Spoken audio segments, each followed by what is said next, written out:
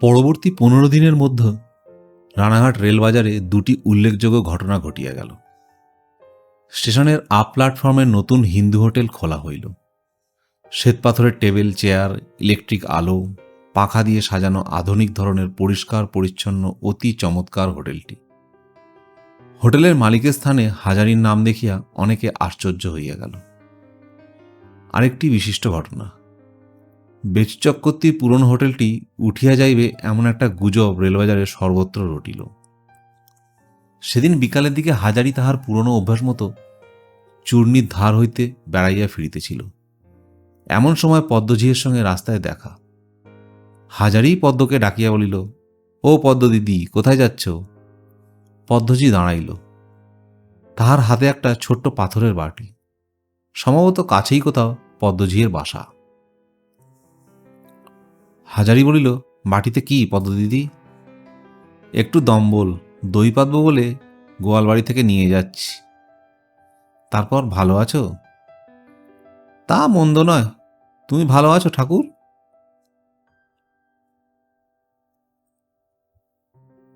এখানে কাছেই থাকো বুঝি? এ কথার উত্তরে পদ্মজি যাহা বলিল হাজারি তাহার জন্য আদৌ প্রস্তুত ছিল না। বলিল, এসো না ঠাকুর আমার বাড়িতে, একবার এলেই না হয়। তা বেশ বেশ, চলো না পদ্মদিদি। ছোট্ট বাড়িটা, একপাশে পাতকুয়া, অন্যদিকে টিনের রান্নাঘর এবং গোয়াল। পদ্মজি রোয়াকটাতে একখানা মাদুর আনিয়া হাজারির জন্য বিছাইয়া দিল। হাজারি খানিকটা অস্বস্তি ও আড়ষ্ট ভাব বোধ করিতেছিল। পদ্ম যেন তাহার মনিব। তাহাদেরই হোটেলে সে একাদিক্রমে 7 বৎসর কাজ করিয়াছে। এ কথাটা এত সহজে কি ভোলা যায়? এমনকি পদ্মজিকে সে চিরকাল ভয় করিয়া আসিয়াছে। আজও যেন সেই ভাবটা কোথা হইতে আসিয়া জুটিল। পদ্মজি বলিল, পান সাজব, খাবে? হাজারি আমতা আমতা করিয়া বলল, তা বরং একটা। পান সাজিয়া একটা চায়ের পিরিচ আনিয়া হাজারির সামনে রাখিয়া বলিল, তারপর? রেলের হোটেল তো পেয়ে গেলে শুনলাম। ওখানে বসাবে কাকে? ওখানে বসাও ভাবছি বংশীর ভাগ্নে সেই নরেনকে। নরেনকে মনে আছে? সেই তাকে। মাইনে কত দেবে? সেসব কথা এখনো ঠিক হয়নি। ও তো আমার এই হোটেলে খাতাপত্র লেখে দেখাশোনা করে। বড় ভালো ছেলেটি। তা ভালো। চক্রবর্তী মশাইয়ের শরীর ভালো আছে? কদিন ওদিক আর যেতে পারিনি। হোটেল চলছে কেমন? হোটেল চলছে মন্দ নয়। তবে আমি কি বলছিলাম জানো ঠাকুর, কর্তামশাইকে রেলের হোটেলের একটা অংশ দিয়ে রাখো না তুমি, তোমার কাজে সুবিধে হবে। হাজারি এ প্রস্তাবের জন্য প্রস্তুত ছিল না। একটু বিস্ময়ের সুরে বলিল, কর্তা কি করে থাকবেন? ওর নিজের হোটেল। সেই জন্যে ভাবনা হবে না, সে আমি দেখব। কি বলো তুমি? এখন আমি কোনো কথা দিতে পারবো না পদ্মদিদি, তবে একটা কথা আমার মনে হচ্ছে তা বলি। রেল কোম্পানি যখন টেন্ডার নেয় তখন যার নাম লেখা থাকে তার ছাড়া আর কোনো লোকের অংশ টংশ থাকতে দেবে না হোটেলে। হোটেল তো আমার নয়, হোটেল রেল কোম্পানির।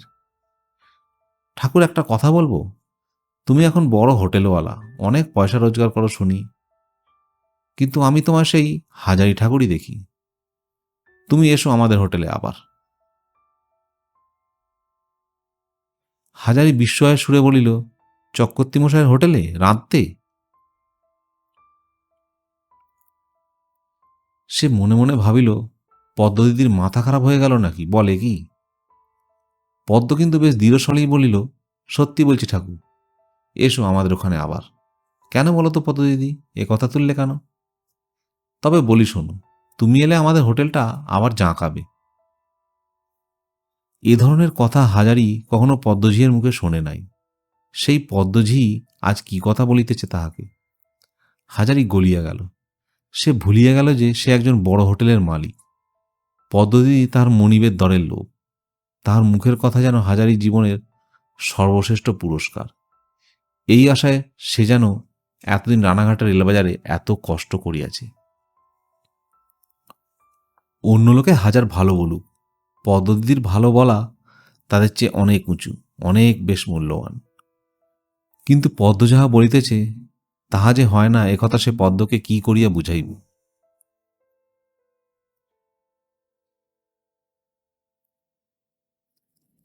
যখন সে গোপালনগরে চাকরি ছাড়িয়া পুনরায় চক্রবর্তীমশায়ের হোটেলের চাকুরি লইয়াছিল, তখনও উহারা যদি তাহাকে না তাড়াইয়া দিত, তবে তো নিজে হোটেল খুলিবার কল্পনাও তাহার মনে আসিত না। উহাদের হোটেলে পুনরায় চাকরি পাইয়া সে মহা সৌভাগ্যবান মনে করিয়াছিল নিজেকে। কেন তাহাকে ওরা তাড়াইল? এখন আর হয় না। এখন সে নিজের মালিক নয়, কুসুমের টাকা, অতসীর টাকা হোটেলে খাটিতেছে। তাহার উন্নতি অবনতির সঙ্গে অনেকগুলি প্রাণীর উন্নতি অবনতি জড়ানো। নিজের খেয়াল খুশিতে যা তা করা এখন তার আর চলিবে না। টেপির ভবিষ্যৎ দেখিতে হইবে, টেপি আর নরেন। অনেক দূর আগাইয়া আসিয়াছে, এখন আর পিছনে চলে না। হাজারি পদ্মঝিয়ের মুখের দিকে দুঃখ ও সহানুভূতির দৃষ্টিতে চাহিয়া বলিল, আমার ইচ্ছে করে পদ্মদিদি, কিন্তু এখন যাওয়া হয় কি করে, তুমিই বলো। পদ্ম যে কথাটা বোঝে না তা নয়, সে নিতান্ত মরিয়া হইয়াই কথাটা বলিয়া ফেলিয়াছে। হাজারির কথার সে কোনো জবাব না দিয়া ঘরের মধ্যে ঢুকিল এবং কিছুক্ষণ পরে একটা কাপড় জড়ানো ছোট্ট পুঁটলি আনিয়া হাজারির সামনে রাখিয়া বলিল, পড়তে চাও তো পড়ে দেখো না। হাজারি পড়িতে জানে না তাহা নয়, তবে ও কাজে সে খুব পারদর্শী নয়। তবু পদ্মদিদির সম্মুখে সে কি করিয়া বলে যে সে ভালো পড়িতে পারে না। পুটুলি খুলিয়া সে দেখিল খান কয়েক কাগজ ছাড়া আর কিছু নেই তার মধ্যে। পদ্মজি তাহাকে বিপদ হইতে উদ্ধার করিল। সে নিজেই বলিল, কখানা হ্যান্ড নোট, তা সব শুদ্ধ 700-800 টাকার হ্যান্ড নোট। কর্তাকে আমি টাকা দেই যখনই দরকার হয়েছে তখনই। নিজের হাতে চুড়ি বিক্রি করে, কানের মাকড়ি বিক্রি করে, ছিল তো সব। যখন এস্ত্রী ছিলাম, দুখানা সোনাদানা তো সঙ্গে ছিল।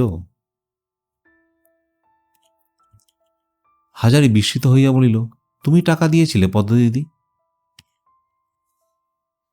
দিইনি তো কি? কার টাকায় হোটেল চলছিল এতদিন? যা কিছু ছিল সব ওর পেছনেই খুইয়েছি। কিছু টাকা পাওনি?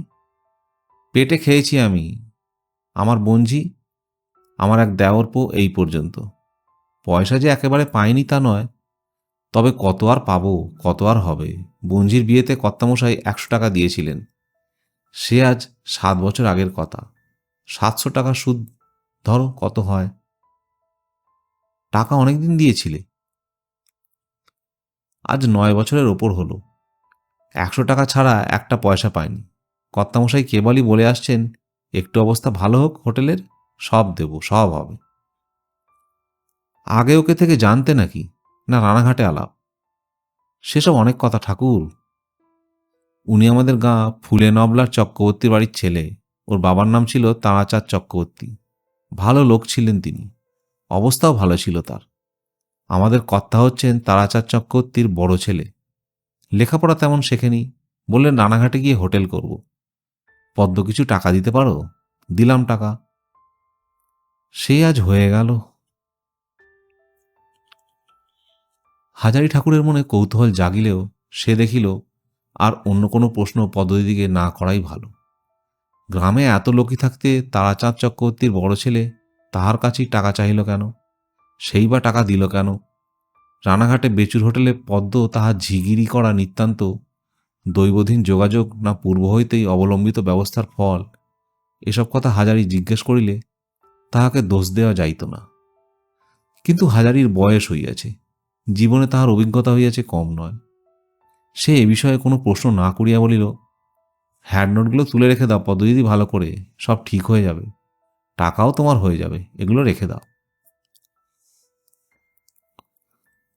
পদ্মজি এক রকমের হাসি হাসিয়া বলিল, ওসব তুলে রেখে কি করব ঠাকুর?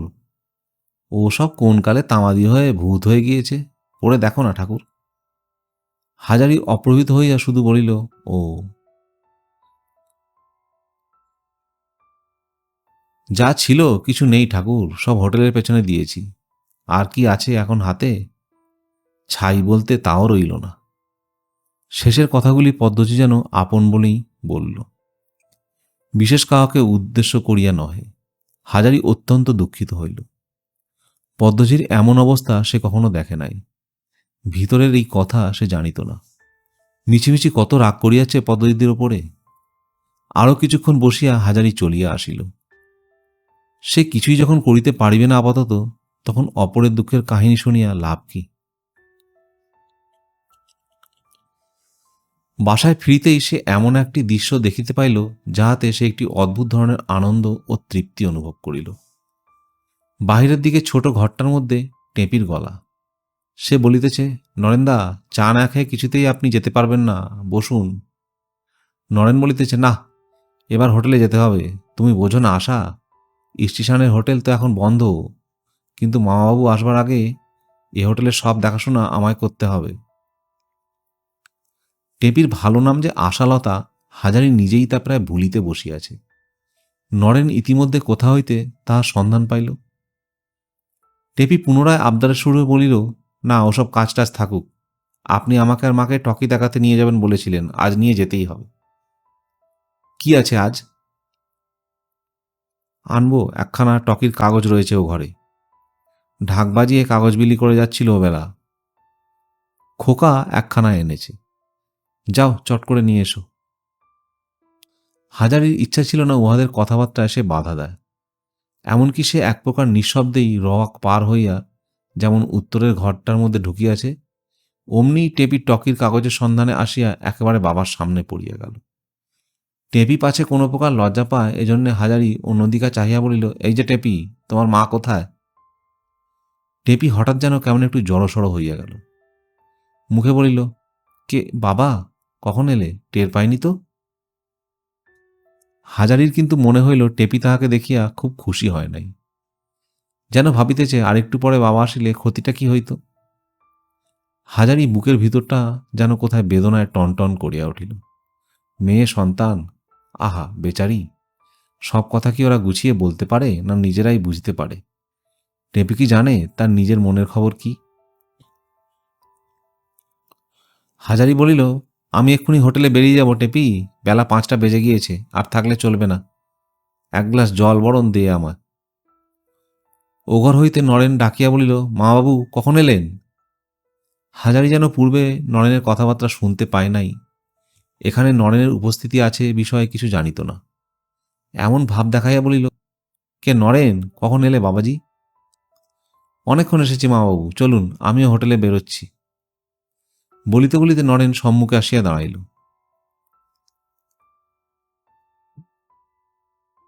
হাজারি বলিল, একটু জল টল খেয়ে যাও না, হোটেলে এখন ধোঁয়ার মধ্যে গিয়ে কী বা করবে, বসো বসো বরং। টেপি, তোর নরেনদার জন্য একটু চা দে।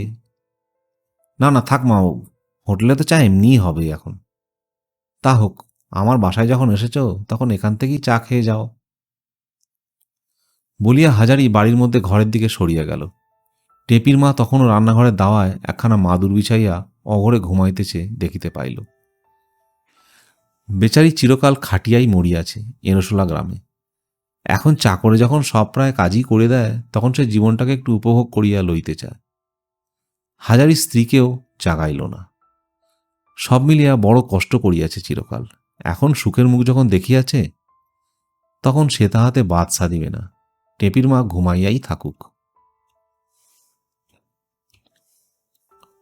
বাড়ির বাহির হইতে যাইতেছে, নরেন মাথা চুলকাতে চুলকাতে একটু লাজুক সুরে বলিল, মা বাবু, এই গিয়ে আশা বলছিল মামিমাকে আর ওকে নিয়ে একবার টকি দেখিয়ে আনার কথা, তা আপনি কি বলেন?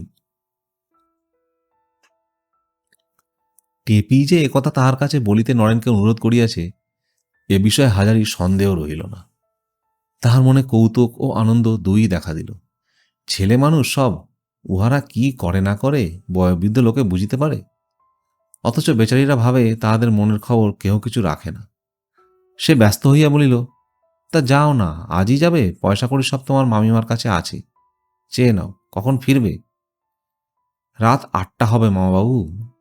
আপনি নিজে স্টেশনে যদি গিয়ে বসেন একটু। আচ্ছা তা হোক, স্টেশনে আমিই যাব, সে তুমি ভেবো না। তুমি ওদের নিয়ে যাও। ও টেপি, ডেকে দে তোর মাকে, অবেলায় পড়ে পড়ে ঘুমোচ্ছে, ডেকে দে। যাস যদি তবে তৈরি হয়ে নে। হাজারি আর বিলম্ব না করিয়া বাড়ির বাহির হইয়া পড়িল। বালক বালিকাদিগের আমোদের পথে সে বিঘ্ন সৃষ্টি করিতে চায় না। প্রথমে বাজারের হোটেলে আসিয়া এবেলা রান্নার সব ব্যবস্থা করিয়া দিয়া, বেলা পড়িলে সে আসিল স্টেশনের প্ল্যাটফর্মের হোটেলে। এখানে সে বড় একটা বসে না, নরেনই এখানকার ম্যানেজার। এসব সাহেবী ধরনের ব্যবস্থা তাহার যেন কেমন লাগে। সন্ধ্যা 7:30। চাটগাঁ মেল আসিবার বেশি বিলম্ব নাই। বনগ্রামের গাড়িও এক্ষুনি ছাড়িবে। এই সময় হইতে রাত্রি 11:30 পর্যন্ত Sirajganj, Dhaka mail, north bell express প্রভৃতি বড় বড় দূরের ট্রেনগুলির ভিড়। যাত্রীরা যাতায়াত করে বহু, অনেকেই খায়। হাজারির আশা ছাড়াইয়া গিয়েছে এখানকার খরিদ্দারের সংখ্যা। স্টেশনের হোটেলে দুজন নতুন লোক রান্না করে। এখানে বেশিরভাগ লোকে চা, ভাত আর মাংস, সেজন্য ভালো মাংস রান্না করিতে পারে এরূপ লোক বেশি বেতন দিয়া রাখিতে হইতেছে। পরিবেশন করিবার জন্য আছে 3 জন চাকর। এক একদিন ভিড় এত বেশি হয় যে হোটেল হইতে পরিবেশনের লোক আনাইতে হয়। হাজারিকে দেখিয়া পাচক ও ভিত্তরা একটু সন্ত্রস্ত হইয়া উঠিল। সকলেই জানে হাজারি তাদের আসল মনিব, নরেন ম্যানেজার মাত্র। তাহারাই এই ভালোই জানিয়াছে যে হাজারির পদতলে বসিয়া তাহারা এখন 10 বৎসর রাহান্নার কাজ শিখিতে পারে। সুতরাং হাজারিকে শুধু তাহারা যে মনিব বলিয়া সমীহ করে তা নয়, ওস্তাদ কারিগর বলিয়া শ্রদ্ধা করে। একজন রাঁধুনির নাম সতীশ দিঘড়ি, বাড়ি হুগলি জেলার কোন এক পাড়াগাঁয়ে, রাঢ়ী শ্রেণীর ব্রাহ্মণ। খুব ভালো রান্নার কাজ জানে। পূর্বে ভালো ভালো হোটেলে মোটা মাহিনার কাজ করিয়াছে। এমনকি একবার জাহাজে সিঙ্গাপুর পর্যন্ত গিয়াছিল। সেখানে এক শিখ হোটেলে কিছুদিন কাজ করিয়াছে। সতীশ নিজে ভালো রাঁধুনি বলিয়া হাজারির মর্ম খুব ভালো করিয়াই বোঝে এবং যথেষ্ট সম্মান করিয়াও চলে। হাজারি তাহাকে বলিল, কি দিগড়ি মশাই, রান্না সব তৈরি হলো? সতীশ বিনীত সুরে বলিল, একবার দয়া করে আসুন কর্তা, মাংসটা একবার দেখুন না। ও আমি আর কি দেখব, আপনি যা রয়েছেন। অমন কথা বলবেন না কর্তা, অন্য কেউ আপনাকে বোঝে না বোঝে, আমি তো আপনাকে জানি। একবার এসে দেখিয়ে যান। হাজারি রান্নাঘরে গিয়া কড়ার মাংসের রং দেখিয়া বলিল, রং এরকম কেন দিগড়ি মশাই? সতীশ উৎফুল্ল হইয়া অপর রাঁধুনিকে বলিল, বলেছিলাম না কার্তিক, কর্তার চোখে দেখলেই ধরে ফেলবেন। কুঁদের মুখের বাঁক থাকে কখনো? কর্তা যদি কিছু মনে না করেন, কি দোষ হয়েছে আপনাকে ধরে দিতে হবে আজ। হাজারি হাসিয়া বলিল, পরীক্ষা দিতে হবে দিগড়ি মশাই আবার এ বয়সে? লঙ্কার বাটনা হয়নি, পুরনো লঙ্কা, তাতেই রং হয়নি, রং হবে শুধু লঙ্কার গুণে। কর্তামশাই, স্বাদে কি আপনার পায়ের ধুলো মাথায় নিতে ইচ্ছা করে? কিন্তু আর একটা দোষ হয়েছে, সেটাও ধরুন। হাজারি তীক্ষ্ণ দৃষ্টিতে মাংসের কড়ার দিকে কিছুক্ষণ চাহিয়া বলিল, কষা মাংসে যে গরম জল ঢেলেছিলেন তা ভালো ফোটেনি, সেই জন্যেই পেঁজা উঠছে, এতে মাংসের জঠুর হয়ে যাবে। সতীশ অন্য পাচকের দিকে চাহিয়া বলিল, শোন কার্তিক শোন, আমি বলেছিলাম না তোমায় জল ঢালবার সময় যে এতে পেঁজা উঠছে আর মাংস নরম হবে না? আর কর্তামশাই না দেখে কি করে বুঝে ফেলেছেন দেখ, ওস্তাদ বটে আপনি কর্তা। হাজারি হাসিয়া কি একটা বলিতে যাইতেছিল, এমন সময় চট্টগ্রাম মেল আসিয়া সশব্দে প্ল্যাটফর্মে ঢুকিতেই কথার সূত্র ছিঁড়িয়া গেল। হোটেলের লোকজন অন্যদিকে ব্যস্ত হইয়া পড়িল। বেশ ভালো ঘর, বিজলি আলো জ্বলিতেছে, মার্বেল পাথরের টেবিলে বাবু খরিদ্দাররা খাইতেছে চেয়ারে বসিয়া। ভীষণ ভিড় খরিদ্দারের। ওদিকে বনগা লাইনের ট্রেনও আসিয়া দাঁড়াইয়াছে। কলরব, হইচই, ব্যস্ততা, পয়সা গুনিয়া কুল করা যায় না, এই তো জীবন। বেশি চক্রবর্তীর হোটেলের ঘরে বসিয়া হাত বেরি নাড়িতে নাড়িতে এইরকম একটা হোটেলের কল্পনা করিত সে, কিন্তু কখনো সাহস করে নাই। এত সুখও তার অদৃষ্টে ছিল। পদ্মদিদির কত অপমান আজ সার্থক হইয়াছে এই অপ্রত্যাশিত কর্মব্যস্ত হোটেলের জীবনের মধ্যে। আজ কাহারও প্রতি তাহার কোনো বিদ্বেষ নাই। হঠাৎ হাজারির মনে পড়িল চাকদাহ হইতে হাঁটা পথে গোপালনগরে যাইবার সময় সেই ছোট্ট গ্রামের গোয়ালাদের বাড়ির বধূটির কথা। হাজারি তাকে কথা দিয়েছিল তাহার টাকা হাজারির ব্যবসায় খাটাইয়া দিবে। কাল সে যাইবে। গরিব মেয়েটির টাকা খাটাইবার এই ভালো ক্ষেত্র। বিশ্বাস করিয়া দিতে চাইল হাজারির দুঃসময়ে। সুসময়ে সেই সরল মেয়েটির দিকে তাহাকে চাইতে হইবে, নতুবা ধর্ম থাকে না। পরদিন সকালেই হাজারি নতুন পাড়া রওনা হইল। চাকদা স্টেশন পর্যন্ত অবশ্য ট্রেনে আসিল। বাকি পথটুকু হাঁটিয়াই চলিল। সেই রকম বড় বড় তেঁতুল গাছ ও অন্যান্য গাছের জঙ্গলে দিনমানই এ পথ অন্ধকার।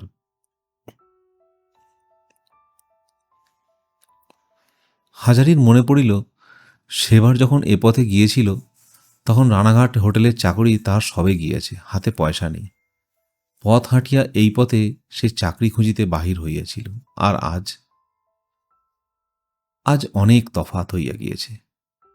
এখন সে রানাঘাট বাজারে দুটি বড় হোটেলের মালিক, তার অধীনে 10-12 জন লোক খাটে। যে মেয়েটির জন্যে আজ তার এই উন্নতি, হাজারির সাধ্য নেই তাহার বিন্দুমাত্র প্রত্যুপকার করে, সেই অতসী মা, বড় মানুষের মেয়ে। তার উপর সে বিবাহিতা, হাজারি তাহাকে কী বা দিতে পারে?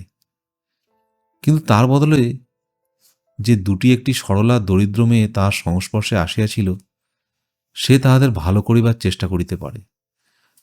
নতুন পাড়ার গোয়ালা বউটি ইহাদের মধ্যে একজন। নতুন পাড়া পৌঁছিতে বেলা 9টা বাজিল। গ্রামের মধ্যে হঠাৎ না ঢুকিয়া হাজারি পথের ধারের একটা তেঁতুল গাছের ছায়ায় কাঁধের একখানা গরুর গাড়ি পড়িয়া আছে, তাহার উপর আসিয়া বসিল। সর্বাঙ্গে ঘাম, এক হাঁটু ধুলা।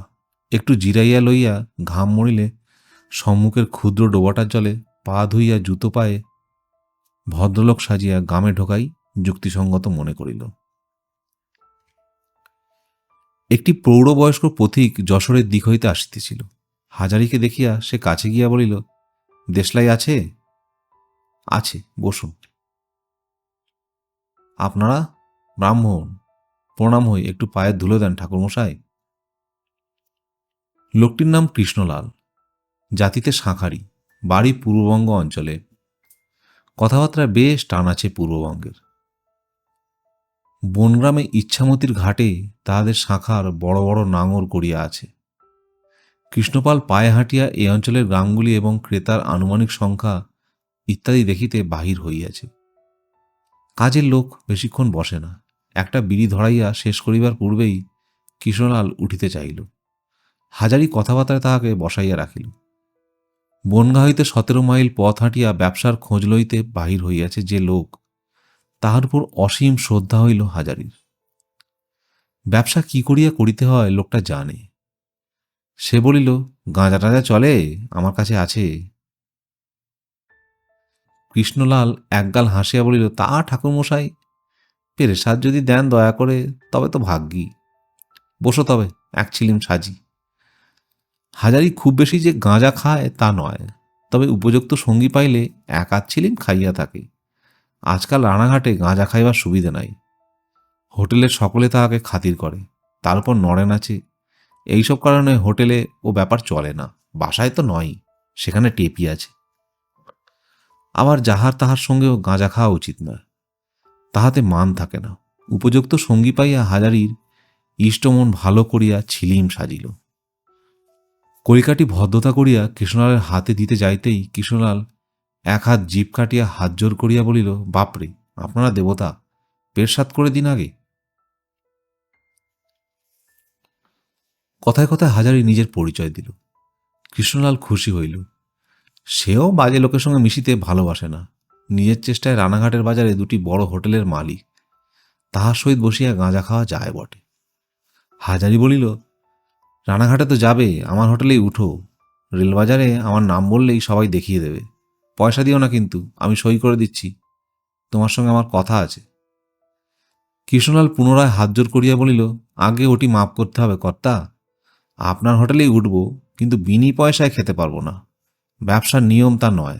ন্যায্য নেব, ন্যায্য দেব, এ না হলে ব্যবসা চলে না। ও হুকুম করবেন না ঠাকুরমশাই। বেশ, তা যা ভালো বোঝো। কৃষ্ণলাল পুনরায় পায়ের ধুলো লইয়া প্রণাম করিয়া বিদায় হইল। হাজারি গ্রামের মধ্যে ঢুকিয়া শ্রীচরণ ঘোষের বাড়ি খুঁজিয়া বাহির করিল। শ্রীচরণ ঘোষ বাড়িতেই ছিল। হাজারিকে দেখিয়া মাত্রই চিনিতে পারিল তখনই। এসব স্থানে কালে ভদ্রে লোক আসে, কাজেই মানুষের মুখ মনে থাকে অনেক দিন। বউটি সংবাদ পাইয়া ছুটিয়া আসিল। গলায় আঁচল দিয়া প্রণাম করিয়া বলিল, বলেছিলেন যে 2 মাসের মধ্যে আসবেন খুড়োমশাই। 2 বছর 2.5 বছর হয়ে গেল যে, মনে পড়লো এতদিনে মেয়ে বলে। তা তো পড়ল মা। এসো, সাবিত্রী সমান হও মা। বেশ ভালো আছে তো? আপনি যেরকম রেখেছেন। আপনাদের বাড়ির সব ভালো খুড়োমশাই? তা একরকম ভালো। কুসুমদির সঙ্গে দেখা হয়েছিল, ভালো আছে? হ্যাঁ, ভালোই আছে। আমার কথা বলেছিলেন? হাজারি বিপদে পড়িল। ইহার এখান হইতে সেবার সেই যাইবার পরে গোপালনগরের চাকরি করিল অনেক দিন। তারপর কতদিন পরে রানাঘাটে গিয়া কুসুমের সহিত দেখা হইয়া ইহার কথা কি তখন আর মনে ছিল? ছিল না। মনে ঠিক পড়ছে না বলেছিলাম কি না, নানা কাজে ব্যস্ত থাকি, সবসময় সব কথা মনেও পড়ে না। চাই, বুড়োও তো হয়েছি মা। আহা, বুড়ো হয়েছেন না আরও কিছু। আমার পিসেমশাইয়ের চেয়ে আপনি তো কত ছোট। কে, গঙ্গাধর? হ্যাঁ, তা গঙ্গাধর আমার চেয়ে অন্তত 16-17 বছরের বড়। বসুন খুড়োমশাই, আমি আপনার হাত পা ধোবার জল আনি। শ্রীচরণ ঘোষ তামাক সাজিয়া আনিয়া হাতে দিয়া বলিল, আপনি তো দা ঠাকুর বৌমার বাপের বাড়ির গাঁয়ের লোক, সব শুনেছি আমরা। সেবার আপনি চলে গেলে বৌমা সব পরিচয় দিলেন। হাজারি বলিল, সে বউটির বাপের বাড়ির গায়ের লোক নয়, তবে তাহার পিসিমার শ্বশুরবাড়ি গ্রামের লোক বটে, এবং বউয়ের পিতৃকুলের সহিত তাহার বহুদিন হইতে জানাশোনা আছে বটে। শ্রীচরণ বলিল, দা ঠাকুর, আমরা ছোট জাত, বলতে সাহস হয় না। যখন এবার পায়ের ধুলো দিয়েছেন তখন 2-4 দিন এখানে থাকুন না কেন? বৌমারও বড্ড স্বাদ, আপনি 2 দিন থাকেন। আমায় বলিতে বলেছে আপনাকে। হাজারি এখানে কুটুম্বিতার নিমন্ত্রণ খাইতে আসে নাই। এমনকি আজ ওবেলা রওনা হইতে পারিলেই ভালো। 2টি বড় হোটেলের কাজ, সেখানে না থাকলে সব বিশৃঙ্খল হইয়া যাইবে। হাজার কাজ বুঝিলেও নরেন এখনও ছেলে মানুষ, তাহার উপর 2টি হোটেলের ক্যাশের দায়িত্ব রাখা ঠিক নয়।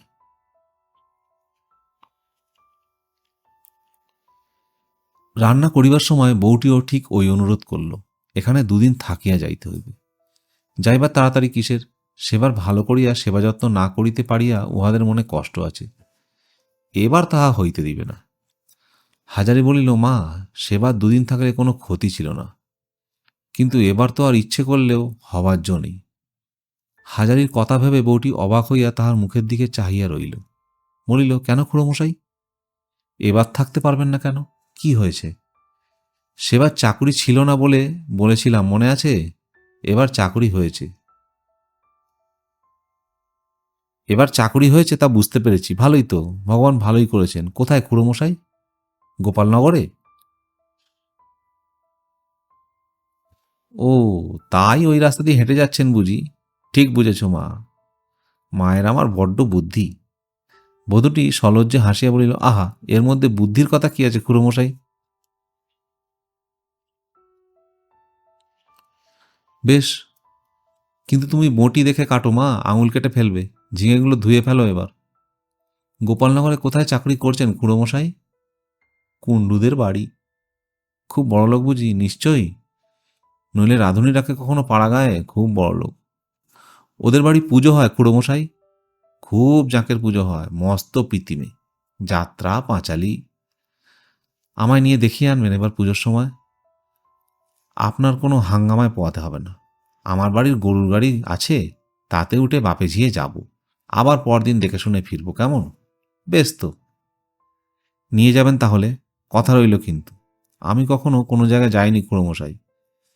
বাপের বাড়ির গাঁ আর শ্বশুর বাড়ির গাঁ হয়ে গেল। আমার বড্ড কোনো জায়গায় দেখতে ইচ্ছা করে, তা কে নিয়ে যাচ্ছে?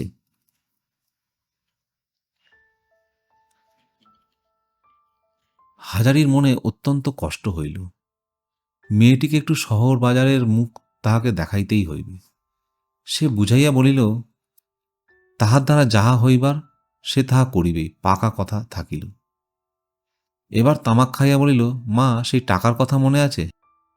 হ্যাঁ খুড়োমশাই। টাকা আপনার দরকার? কত দিতে পারবে? তখন ছিল 80 টাকা, এই 2 বছরে আর গোটাকুড়ি হয়েছে। বধূটি লজ্জায় মুখ নিচু করিয়া বলিল, আপনার জামাই ভালো লোক, গত সন তামাক মুতে 2 পয়সা লাভ করেছিল। আমায় তা থেকে 20টা টাকা এনে দিয়ে বললে, ছোট বউ, রেখে দাও, এ তোমার রইল। বেশ, টাকাটা আমায় দিয়ে দাও সবটা, নিয়ে যান, আমি তো বলেছিলাম সে বাড়ি। ভালো মনে দিচ্ছ তো মা? বধূটি জিভ কাটিয়া বলিল, অমন কথা বলবেন না খুড়োমশাই, আপনি আমার বাপের বয়সী ব্রাহ্মণ দেবতা, দুটো কানাকড়ি আপনার হাতে দিয়ে অবিশ্বাস করব? এমন মতি যেন ভগবান না দেন। মেয়েটি সরল বিশ্বাসে হাজারির চোখে জল আসিল। বলিল, বেশ তাই দিও, সুদ কিরকম নেবে? আপনি যা দেবেন, আমাদের গায়ে টাকায় 2 পয়সা রেট, তাই পাবে আমার কাছে। হাজারি খাইতে বসিয়া কেবলই ভাবিতেছিল, মাত্র 100 টাকার মূলধনে মেয়েটিকে সে এমন কিছু বেশি লাভের অংশ দিতে পারিবে তা না। অংশীদার সে করিয়া লইবে তাহাকে নিশ্চয়ই, কিন্তু 100 টাকার কত আর বার্ষিক লাভ্যাংশ পড়িবে? হাজারির ইচ্ছে মেয়েটিকে সে আরও কিছু বেশি করিয়া দেয়। রেলওয়ে হোটেলের অংশে যে অন্য কাহারও নাম থাকিবার উপায় নাই, নতুবা ওখানকার আয় বেশ হইত বাজারের হোটেলের চেয়ে।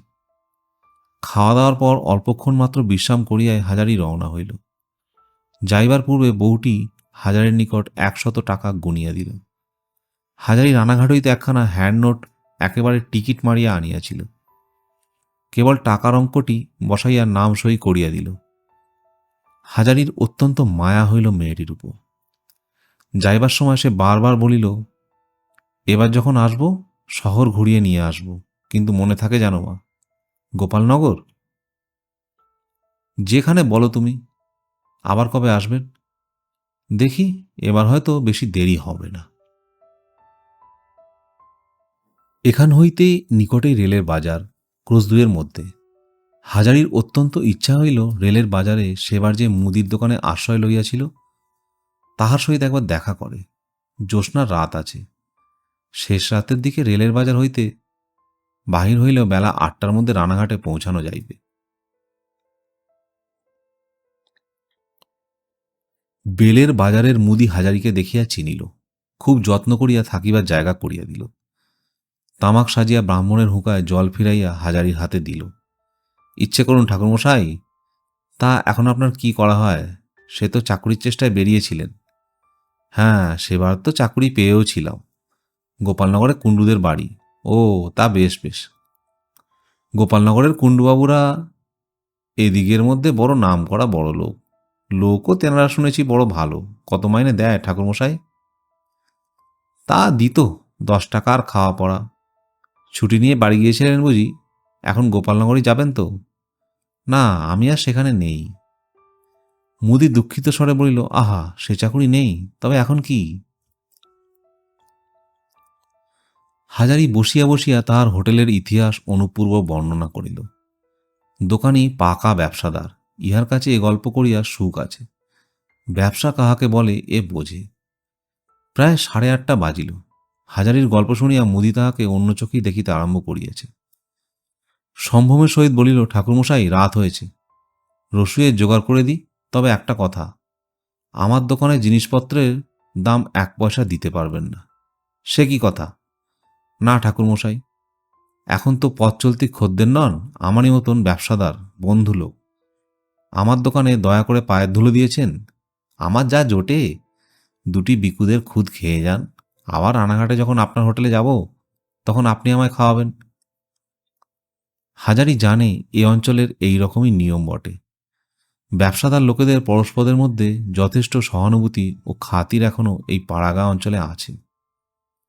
রানাঘাটের মতো শহর জায়গায় রেশারেশি আবহাওয়ার উহা নষ্ট হইয়া গিয়েছে। রাত্রে দোকানি বেশ ভালো করিয়া খাওয়া দাওয়ার জোগাড় করিয়া দিল। ঘি ময়দা আনিয়া দিল, লুচি ভাজিয়া খাইতে হইবে। হাজারির কোনো আপত্তিই টিকিল না। ছোট্ট একটা রুই মাছ কোথা হইতে আনিয়া হাজির করিল। টাটকা পটল, বেগুন, প্রায় আঁচের ঘন দুধ, রেলের বাজারের উৎকৃষ্ট কাঁচাগোল্লা সন্দেশ। হাজারি দস্তুর মতো লজ্জিত ও অপ্রভৃত হইয়া পড়িল। এমন জানিলে সে কখনো আসিত না এখানে, মিছিমিছি বেচারির দণ্ড করা। অথচ সে কথা বলিতে গেলে লোকটি মহা দুঃখিত হইবে। এই ধরনের নিঃস্বার্থ আতিথেয়তা শহর বাজারে হাজারির চোখে পড়ে নাই। এসব পল্লী অঞ্চলেই এখনও ইহা আছে। হয়তো 2-10 বছর পরে আর থাকিবে না। পরদিন সকালে হাজারি দোকানের নিকট বিদায় লইল বটে, কিন্তু রানাঘাট না আসিয়া হাঁটা পথে গোপালনগর চলিল। তাহার পুরনো মনিবের বাড়ি, সেখানে তাহার একটা কাপড়ের পুঁটুলি আজও পড়িয়াছে। আনি আনি করিয়া আনা আর হইয়া ওঠে নাই। পথে বেলা চড়িল। পথের ধারে বনজঙ্গলে ঘেরা ছোট্ট পুকুরটি দেখিয়া হাজারির মনে পড়ল ইহারই কাছে শ্রীনগর সিমলে গ্রাম। হাজারি গ্রামের মধ্যে ঢুকিল। তাহার বড় ইচ্ছা হইল সেবার যাহার বাড়িতে আশ্রয় লইয়াছিল সেই ভদ্রলোকের সঙ্গে দেখা করিয়া তবে যাইবে। অনেকদিন পর যখন এ পথে আসিয়াছে তখন তাহার সংবাদ লওয়াটা দরকারও বটে। বিহারী বাড়ুজ্যমশাই বাড়িতেই ছিলেন। এই 2 বৎসরে তাহার চেহারা আরও ম্যালেরিয়া শীর্ণ হইয়া পড়িয়াছে। মাথার চুল সবগুলি পাকিয়া গিয়েছে, সম্মুখের 2-1টি দাঁত পড়িয়াছে। বাড়ুজ্যমশাই হাজারিকে দেখিয়া চিনিতে পারিলেন। গ্রাম্য অতিথিয়তার কোনো ত্রুটি হইল না। তখনই হাত পা ধুইবার জল আনিয়া দিলেন এবং বেলা অন্তত থাকিয়া আহার না করিয়া তাহার যাইবার উপায় নাই এ কথাটিও হাজারিকে জানাইয়া দিলেন। বাড়ির সম্মুখস্থ নারকেল গাছে ডাব পাড়িবার জন্য তখনই লোক উঠাইবার ব্যবস্থা করিলেন। গ্রামে তখনই লোক ছিল না, তত এ 2 বছরে যেন আরও জনশূন্য হইয়া পড়িয়াছে। বাণিজ্যমশাই বাড়ির উত্তর দিকের বাঁশবাগানের ওপরে সেবার একধারে গৃহস্থ ছিল। হাজারির মনে আছে এবার সেখানে ভিটা পড়িয়া আছে। বিহারী বাণিজ্য বলিলেন, কে ও দুলাল তো? না, ওদের আর কেউ নেই। দুলাল আর তার ভাই নেপাল এক কার্তিক মাসে মারা গেল। দুলালের বউ বাপের বাড়ি চলে গেল, ছেলেটা মেয়েটার হাত ধরে। আর নেপাল তো বিয়েই করেনি, কাজেই ভিটে সম্ভূম হয়ে গেল। আর গাঁ শুদ্ধ হয়েছে এই দশা। তা আপনি আসবেন বলেছিলেন, আসুন না, এই দুলালের ভিটেতে ঘর তুলুন, কিংবা চলে আসুন আমার এই রাস্তার ধারেই জমি দিচ্ছি আপনাকে। আমাদের গায়ে এখন লোকের বড় দরকার। আপনি আসুন, খুব ভালো ধানের জমি দেব আপনাকে। আর আম কাঁঠালের বাগান কত চান? বড় বড় আম কাঁঠাল বাগান পড়ে রয়েছে ঘোর জঙ্গল হয়ে পূর্ব পাড়ায়। লোক নেই মশায়, কে ভাগ করবে আম কাঁঠালের বাগান? আপনি আসুন, 4খানা বড় বড় বাগান আপনাকে জমা দিয়ে দিচ্ছি। আমাদের গায়ের মতো খাদ্যসুখ কোথাও পাবেন না। আর এত সস্তা, দুধ বলুন, ফল ফুলরি বলুন, মাছ বলুন, সবই সস্তা। হাজারি ভাবিল, জিনিস সস্তা না হইয়া উপায় কি? কিনিবার লোক কে আছে? একটা কথা তাহার মনে হওয়াতে সে বিহারী বাণিজ্যকে জিজ্ঞাসা করিল, গায়ে লোক নেই তো জিনিসপত্র তৈরি করে কে? এইসব তরি তরকারি, দুধ? বাণিজ্যমশাই বলিলেন, ওই যে, আপনি বুঝতে পারলেন না? ভদ্রলোক মরে হেজে যাচ্ছে, কিন্তু চাষা লোকের বাড়বড়ন্ত খুব। সিমলে গায়ের বাইরের মাঠে দেখবেন 100 ঘর চাষি, কাওয়ারি আর বুনোরা রাশা। ওদের মধ্যে মশাই ম্যালেরিয়া নেই। যত রোগবালাই এইসব ভদ্রলোকের পাড়ায় মশাই। পাড়াকে পাড়া উজাড় করে দিলে একেবারে রোগে। বিহারী বাণিজ্যের 4টি ছেলে। বড় ছেলেটির বছরখানেক হইল বিবাহ দিয়েছেন বলিলেন। সে ছেলেটির স্বাস্থ্য এত খারাপ, হাজারির মনে হইল এ গ্রামে আর 3 বছর এভাবে যদি ছেলেটি কাটায় তবে বাণিজ্যমশায়ের পুত্রবধূকে কপালে সিঁদুর এবং হাতে নোয়ার মায়া কাটাইতেই হইবে। কিন্তু ছেলেটির বাড়ি ছাড়িয়া কোথাও যাইবার উপায় নেই। জমি জামা, চাষ আবাদের সমস্ত কাজই তাহাকে দেখিতে হয়। বৃদ্ধ বাণিজ্যমশাই একরূপ অশক্ত হইয়া পড়েছেন। বড় ছেলেটি একমাত্র ভরসা। তাহার উপর ছেলেটি লেখাপড়া এমন কিছু জানে না যে বিদেশ বাহির হইয়া অর্থ উপার্জন করিতে পারে। তাহার বিদ্যের দৌড় গ্রামের উচ্চ প্রাথমিক পাঠশালা পর্যন্ত। শুধু তাহার কেন, অন্য ছেলেগুলোরই একই অবস্থা। তবু হাজারি বলিল, বাণিজ্যমশাই একটা কথা বলি, আপনি যদি কিছু মনে না করেন। আপনার একটি ছেলেকে আমি রানাঘাটে নিয়ে গিয়ে হোটেলের কাজে ঢুকিয়ে দিতে পারি, ক্রমে বেশ উন্নতি করতে পারে। বিহারী বাণিজ্য বলিলেন, ভাত বেচা হোটেলে? না, মাফ করবেন, ওসব আমাদের দ্বারা হবে না। আমাদের বংশে ওসব কখনো, ও কাজ আমাদের নয়। হাজারি আর কিছু বলিতে সাহস করিল না। শ্রীনগর সিমলা হইতে বাহির হইয়া যখন সে আবার বড় রাস্তায় উঠিল তখন সেবারকার মতোই হাঁপ ছাড়িয়া বাঁচিল। এমন নিরুপদ্রব নিশ্চিত সুখ মৃত্যুর সামিল। ও সুখ তাহার সহ্য হইবে না। গোপালনগর পৌঁছেতে বেলা 5টা বাজিল। গোপালনগরে কুণ্ডুদের বাড়ি পৌঁছেতেই হাজারি যথেষ্ট খাতির পাইল। কুণ্ডুদের বড় কর্তা খুশি হইয়া বলিলেন, আরে হাজারি ঠাকুর যে, কোথায় ছিলেন এতদিন, আসুন আসুন। বাড়ির মেয়েরাও খুশি হইল। হাজারি ঠাকুরের রান্না সম্বন্ধে নিজেদের মধ্যে আজও তাহারা বলা বলি করে। লোকটা যে গুণী, এ বিষয়ে বাড়ির লোকেদের কোনো মতভেদ নাই। ইহারা হাজারির পুরনো মনিব, সুতরাং সে ইহাদের ন্যায্য প্রাপ্য সম্মান দিতে ত্রুটি করিল না। বড়বাবুর স্ত্রী বলিলেন, ঠাকুরমশাই, দুদিনের ছুটি নিয়ে গেলেন, আর 2 বছর দেখা নেই, ব্যাপার কি বলুন তো? মাইনে বাকি তাও নিলেন না, হয়েছিল কি? ইহারা ব্রাহ্মণকে যথেষ্ট সম্মান করিয়া থাকে। রসুয়ে ব্রাহ্মণের প্রতিও সে সম্মান প্রদর্শনের কার্পণ্য নাই। মেজকর্তার মেয়ে নির্মলা সেবার বিবাহ হইয়াছিল। সে শ্বশুরবাড়িতে থাকিবার সময় হাজারি উহাদের চাকরি ছাড়িয়া দেয়। নির্মলা এখানে সম্প্রতি আসিয়াছে। সে হাজারির পায়ের ধুলো লইয়া প্রণাম করিয়া বলিল, বেশ, আপনি শ্বশুরবাড়ি থেকে এসে দেখি আপনি আর নেই। উনি সেই বিয়ের পরদিন থেকে আপনার হাতে রান্না খেয়ে গেছিলেন। আমায় বললেন, তোমাদের ঠাকুরটি বড় ভালো, ওর হাতে রান্না আর একদিন না খেলে চলবে না। ও মা, এসে দেখি কোথায় কে, কোথায় ছিলেন এতদিন, সেই রকম মাংস রাঁধুন তো একদিন। এখন থাকবেন তো আমাদের বাড়ি? হাজারির কষ্ট হইল ইহাদের কাছে প্রকৃত কথা প্রকাশ করিয়া বলিতে, তবুও বলিতে হইল। নির্মলাকে বলিল, তোমাদের আমি মাংস রেঁধে খাইয়ে যাব মা। 2 দিন তোমাদের এখানে থেকে সকলকে নিজের হাতে রসুই করে খাওয়াবো, তারপর যাব। বড় কর্তা শুনিয়া খুশি হইয়া বলিলেন, রানাঘাটের প্ল্যাটফর্মে সে নতুন হোটেল আপনার? বেশ বেশ। আমরা ব্যবসাদার মানুষ ঠাকুরমশাই, এইটে বুঝি যে চাকরি করে কেউ কখনো উন্নতি করতে পারে না। উন্নতি আছে ব্যবসাতে। তা সে যে কোনো ব্যবসাই হোক, আপনি রাঁধেন ভালো। ওই হোটেলের ব্যবসাই আপনার ঠিকমতো ব্যবসা, যেটা যে বোঝে বা জানে। উন্নতি করবেন আপনি।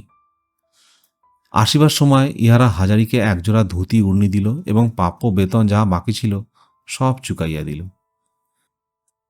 হাজারি বেতন লইতে আসে নাই, কিন্তু উহা তাহার বলা সাজে না।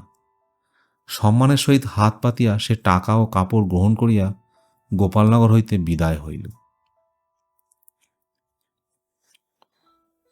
রানাঘাট স্টেশনে নামিতেই নরেনের সঙ্গে দেখা। সে বলিল, কোথায় গিয়েছিলেন মামাবাবু? বাড়ি শুধু সব ভেবে খুন। কাল রেলওয়ে ইন্সপেক্টর এসেছিল, আমাদের হোটেল দেখে খুব খুশি হয়ে গিয়েছে। স্টেশনের রিপোর্ট বইতে বেশ ভালো লিখেছে। টেপি ভালো আছে? হ্যাঁ, কাল আমরা সব টকি দেখতে গেলাম মামাবাবু, মামিমা আর আমি, আশালতা। মামিমা টকি দেখে খুব খুশি। টেপির কথাটা সে মামিমার উপর দিয়েই চালাইয়া দিল। আর একটা কথা মামাবাবু, কাল পদ্মজি এসে আপনাদের বাসায় মামিমার সঙ্গে অনেকক্ষণ আলাপ করে গেল। আর কুসুমদি একবার আপনাকে দেখা করতে বলেছে, উনিও কাল এসেছিলেন। হাজারি বাড়ি ঢুকিতেই টেপি ওরফে আশালতা এবং তাহার মা দুজনেই টকির গল্পে মুখর হইয়া উঠিল। জীবনেই প্রথম তাহারা কখনো এই জিনিস কল্পনাই করে নাই। আবার একদিন দেখিতেই হইবে। এইবার কিন্তু টেপি বাবাকেও সঙ্গে না লইয়া ছাড়িবে না। কাজ তো সবসময় আছে, একদিনও কি সময় করিয়া যাইতে পারবে না? কি গান গাইল, চমৎকার গান বাবা, আমি দুটো শিখে ফেলেছি। কি গান রে? একটা হলো, তোমারই পথ চেয়ে থাকবো বসে চিরদিন। চমৎকার সুর বাবা, শুনবে? বেশ গাইতে পারি একটা। থাক, এখন আর দরকার নেই, অন্য সময়, এখন একটু কাজ আছে। টেপি মনক্ষুণ্ণ হইল। এমন গানটা বাবাকে শোনাইতে পারিলে খুব খুশি হইত। তা নয়, বাবা সবসময় কেবল কাজ আর কাজ। টেপির মা বলিল, ওগো, কাল পদ্ম বলে একটা মেয়ে এসেছিল আমার সঙ্গে দেখা করতে। বেশ মেয়েটি। ওদের হোটেলে নাকি তুমি কাজ করতে? হাজারি আগ্রহের সহিত জিজ্ঞেস করিল, কে? পদ্ম দিদি। গল্প করলে বসে, পান সেজে দিলাম খেলে, ওদের সে হোটেল উঠে যাচ্ছে, আর চলে না, এই সব বলে। হাজারি এখনো পদ্মকে সম্ভ্রমের চোখে দেখে। পদ্মদিদি, সেই দোর্দণ্ডপ্রতাপ পদ্মদিদি তাহার বাড়িতে আসিয়াছিল বেড়াইতে, তাহার স্ত্রীর সহিত যাচিয়া আলাপ করিতে। হাজারি নিজেকে অত্যন্ত সম্মানিত বিবেচনা করিল। পদ্মজি তাহার বাড়িতে পদধূলিয়া দিয়া যেন তাহাকে কৃতার্থ করিয়া গিয়াছে। টেপি বলিল, বাবা, নরেন্দাকে আমি নেমন্তন্ন করেছি। নরেন্দা বলেছে আমাকে মাংস এনে খাওয়াতে হবে, তুমি মাংস এনে দাও। হাজারি এদিকে সব কাজ মিটাইয়া কুসুমের বাড়ি যাইবার জন্য রওনা হইল। পথে হঠাৎ পদ্মজির সঙ্গে দেখা। পদ্মজির পরনে মলিন বস্ত্র, কখনো হাজারি জীবনে দেখে নাই। হাজারি বলিল, হাতে কি পদ্মদিদি, কোথায় যাচ্ছ? পদ্ম হাজারিকে দেখিয়া দাঁড়াইল, বলিল, ঠাকুরমশাই, কয়ে ফিরলে? হাতে তেঁতুল, একটুখানি নিয়ে এলাম হোটেল থেকে। হাজারি মনে মনে হাসিল। হোটেল হইতে লুকাইয়া জিনিস সরাইবার অভ্যাস এখনো যায় নাই পদ্মদিদির। হাজারি পাশ কাটাইয়া চলিয়া যাইবার চেষ্টা করিল, কিন্তু পদ্ম বলিল, শোনো, দাঁড়াও না ঠাকুরমশাই, কাল তোমাদের বাসায় গিয়েছিলাম যে, বলেনি বৌদিদি? হ্যাঁ, বলছিল বটে। বৌদিদির লোকটা বড় ভালো, আমার সঙ্গে কত গল্প করলে, আর একদিন যাব। বাহ, যাবে বই কি পদ্মদিদি, তোমারই বাড়ি, যখন ইচ্ছা হয়ে যাবে। হোটেল কেমন চলছে? তা মন্দ চলছে না, একরকম চলছে। বেশ বেশ, তাহলে এখন আসি পদ্মদিদি। হাজারি চলিয়া গেল। ভাবিল, একরকম চলছে বলেছে, অথচ কাল বাড়িতে বসে গল্প করেছে হোটেল আর চলে না, উঠে যাবে। পদ্মদিদি ভাঙে তো মচকায় না। কুসুমের বাড়িতে হাজারি অনেকক্ষণ কথাবার্তা বলিল। কথায় কথায় নতুন গায়ের বধূটির কথা মনে পড়াতে হাজারি বলিল, ভালো কথা কুসুম মা, চেনো? এরোসলার বনমালীর স্ত্রীর ভাইজি তোমাকে দিদি বলে ডাকে, একটি মেয়ে, বিয়ে হয়েছে নতুন গা। কুসুম বলিল, খুব চিনি, ওর নাম তো সুহাসিনী। ওকে কি করে জানলেন জ্যাঠামশাই? হাজারি বধূটির সম্বন্ধে সব কথা খুলিয়া বলিল। তাহার টাকা লইয়া আসা, হোটেলে তাহাকে অংশীদার করার সংকল্প। কুসুম বলিল, এ তো বড় খুশির কথা। আপনার হোটেলে টাকা খাটলে ওর ভবিষ্যতে একটা হিল্লে হয়ে রইল। কিন্তু যদি আজ মরে যাই মা, তখন কোথায় থাকবে হোটেল? ও কথা বলতে নেই জ্যাঠামশাই, ছে। কুসুমের অবস্থা আজকাল ফিরিয়াছে। হাজারি তাহাকে শুধু মহাজন হিসেবে দেখে না, হোটেলের অংশীদার হিসেবে প্রতি মাসে 30-32 টাকা দেয়, মাসিক লাভের অংশস্বরূপ। কুসুম বলিল, অমন সব কথা বলেন কেন? ওতে আমার কষ্ট হয়। আপনি ছিলেন তাই আজ রানাঘাট শহরে মাথা তুলে বেড়াতে পারছি, ছেলেপিলে দুবেলা দুমুঠো খেতে পাচ্ছে। এই বাড়ি বাঁধা রেখে গিয়েছিলেন শ্বশুর, আপনাকে বলিনি সে কথা। এতদিন বাড়ি বিক্রি হয়ে যেত দেনার দায়ে, যদি হোটেল থেকে টাকা না পেতাম মাস মাস। ওই টাকা দিয়ে সব দেনা শোধ করে ফেলেছি। এখন বাড়ি আমার নামে। আপনার দৌলতই সব জ্যাঠামশাই, আমার চোখে আপনি দেবতা। হাজারি বলিল, আজ উঠি মা, একবার স্টেশনের হোটেলটাতে যাব। একদল বড় লোক টেলিগ্রাম করেছে কলকাতা থেকে, দার্জিলিং মেলের সময় এখানে খানা খাবে, তাদের জন্য মাংসটা নিজে রাঁধব। তারে তাই লেখা আছে। দার্জিলিং মেলে 4-5টি বাবু নামিয়া হাজারির রেলওয়ে হোটেলে খাইতে আসিল। হাজারি নিজের হাতে মাংস রান্না করিয়াছিল। উহারা খাইয়া অত্যন্ত খুশি হইয়া গেল। হাজারিকে ডাকিয়া আলাপ করিল। উহাদের মধ্যে একজন বলিল, হাজারি বাবু, আপনার নাম কলকাতায় পৌঁছেছে জানেন তো? বড় ঘরে যারা 50 টাকা মাইনের ঠাকুর রাখে, তারা জানে রানাঘাটের হিন্দু হোটেলের হাজারি ঠাকুর খুব বড় রাঁধুনি। আমাদের সেইটে পরীক্ষা করে দেখবার জন্যে আজ আপনার এখানে আসা। তারে বলাও ছিল যাতে আপনি নিজে রাঁধেন। বড় খুশি হয়েছি খেয়ে। ইহার কয়েকদিন পরে একখানা চিঠি আসিল কলকাতা হইতে। সেদিন যাহারা রেলওয়ে হোটেলে খাইয়া গিয়েছিল, তাহারা পুনরায় দেখা করিতে আসিতেছে আজ ওবেলা। বিশেষ জরুরি দরকার আছে। 3:30টার কৃষ্ণনগর লোকালে 2 জন ভদ্রলোক নামিল। তাহাদের একজন সেই দিনকার সেই লোকটি, যে হাজারির রান্নার অত সুখ্যাতি করিয়া গিয়েছিল। অন্য একজন লোকটি বাঙালি নয়, কি জাত হাজারি চিনিতে পারিল না।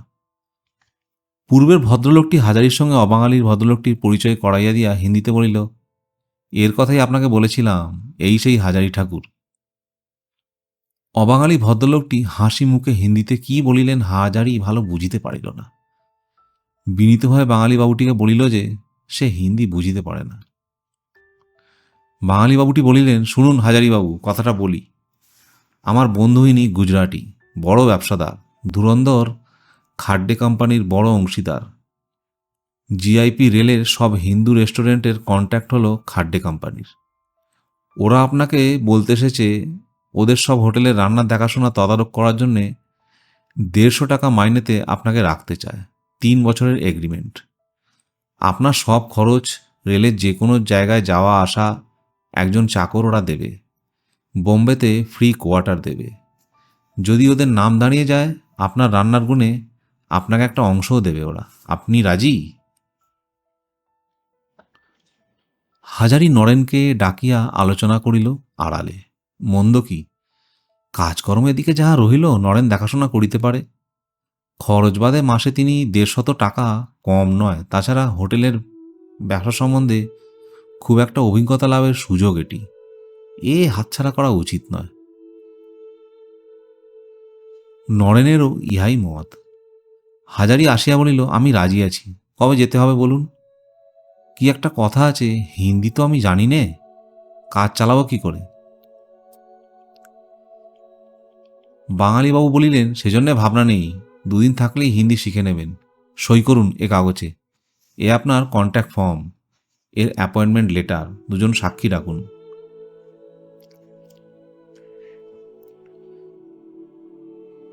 যদু বাণিজ্যকে ডাকিয়া আনা হইল তাহার হোটেল হইতে। অন্য সাক্ষী নরেন। কাগজ পড়ে হাঙ্গামা চুকিয়া গেলে উহারা চা পানে আপ্যায়িত হইয়া ট্রেনে উঠিল। বাঙালি ভদ্রলোক বলিয়া গেল, মে মাসের 1 জয়েন করতে হবে আপনাকে বোম্বেতে। আপনার ইন্টার ক্লাস রেলওয়ে পাস আসছে, আর আমাদের লোক আপনাকে সঙ্গে করে বোম্বে পৌঁছে দেবে। তৈরি থাকবেন। আর 15 দিন বাকি। হাজারি স্টেশন হইতে বাহির হইয়াই কুসুমের সঙ্গে একবার দেখা করিবে ভাবিল। এত বড় কথাটা কুসুমকে বলিতেই হইবে আগেই। বোম্বাই, সে বোম্বাই যাইতেছে। 150 টাকা মাহিনায়। বিশ্বাস হয় না। সব যেন স্বপ্নের মতো ঘটিয়া গেল। টাকার জন্যে নয়। টাকা এখানে সে মাসে 150 টাকার বেশি ছাড়া কম রোজগার করে না। কিন্তু মানুষের জীবনে টাকাটাই কি সব? 5টা দেশ দেখিয়া বেড়ানো, 5 জনের কাছে মান খাতির পাওয়া, নতুনতর জীবনযাত্রার আস্বাদ, এ সবই তো আসল। পিছন হইতে জরু মাধুর্যে ডাকিল, ও হাজারি ভায়া, হাজারি ভায়া, শোনো শোনো, হাজারি ভায়া। হাজারি কাছে যাইতেই যদু মাধুর্যে রানাঘাটের হোটেলের মালিকদের মধ্যে সর্বাপেক্ষা সম্ভ্রান্ত ব্যক্তি যে সেই যদু মাধুর্যে স্বয়ং নিচু হইয়া হাজারির পায়ের ধুলো লইতে গেল। বলিল, ধন্যী, খুব দেখালে ভায়া। হোটেল করে তোমার মতো ভাগ্যি কারো ফেরেনি। পায়ের ধুলো দাও। তুমি সাধারণ লোক নও দেখছি। হাজারি হা হা করিয়া উঠিল। কি করেন বাণিজ্য মশাই? আমার দাদার সমান আপনি। ও কি ও কি, আপনাদের বাপ মায়ের আশীর্বাদে, আপনার আশীর্বাদে এরকম করে খাচ্ছি। যদু মাধুর্য বলিল, এসো না ভায়া, গরিবের হোটেলে একদিন 1 ছিলি তামাক খেয়ে যাও, এসো। যদু বাণিজ্যের অনুরোধ হাজারি এড়াইতে পারিল না। যদু চা খাওয়াইল, ছানার জিলিপি খাওয়াইল, নিজের হাতে তামাক সাজিয়া খাইতে দিল। স্বপ্ন না সত্য? এই যদু বাণিজ্যে একদিন নিজের হোটেলে কাজ করিবার জন্যে না ভাঙাইতে গিয়েছিল। তাহার মনিবদরের মানুষ ছিল 3 বছর আগেও। না, যথেষ্ট হইল তাহার জীবনে। ইহার বেশি আর কিছু সে চায় না।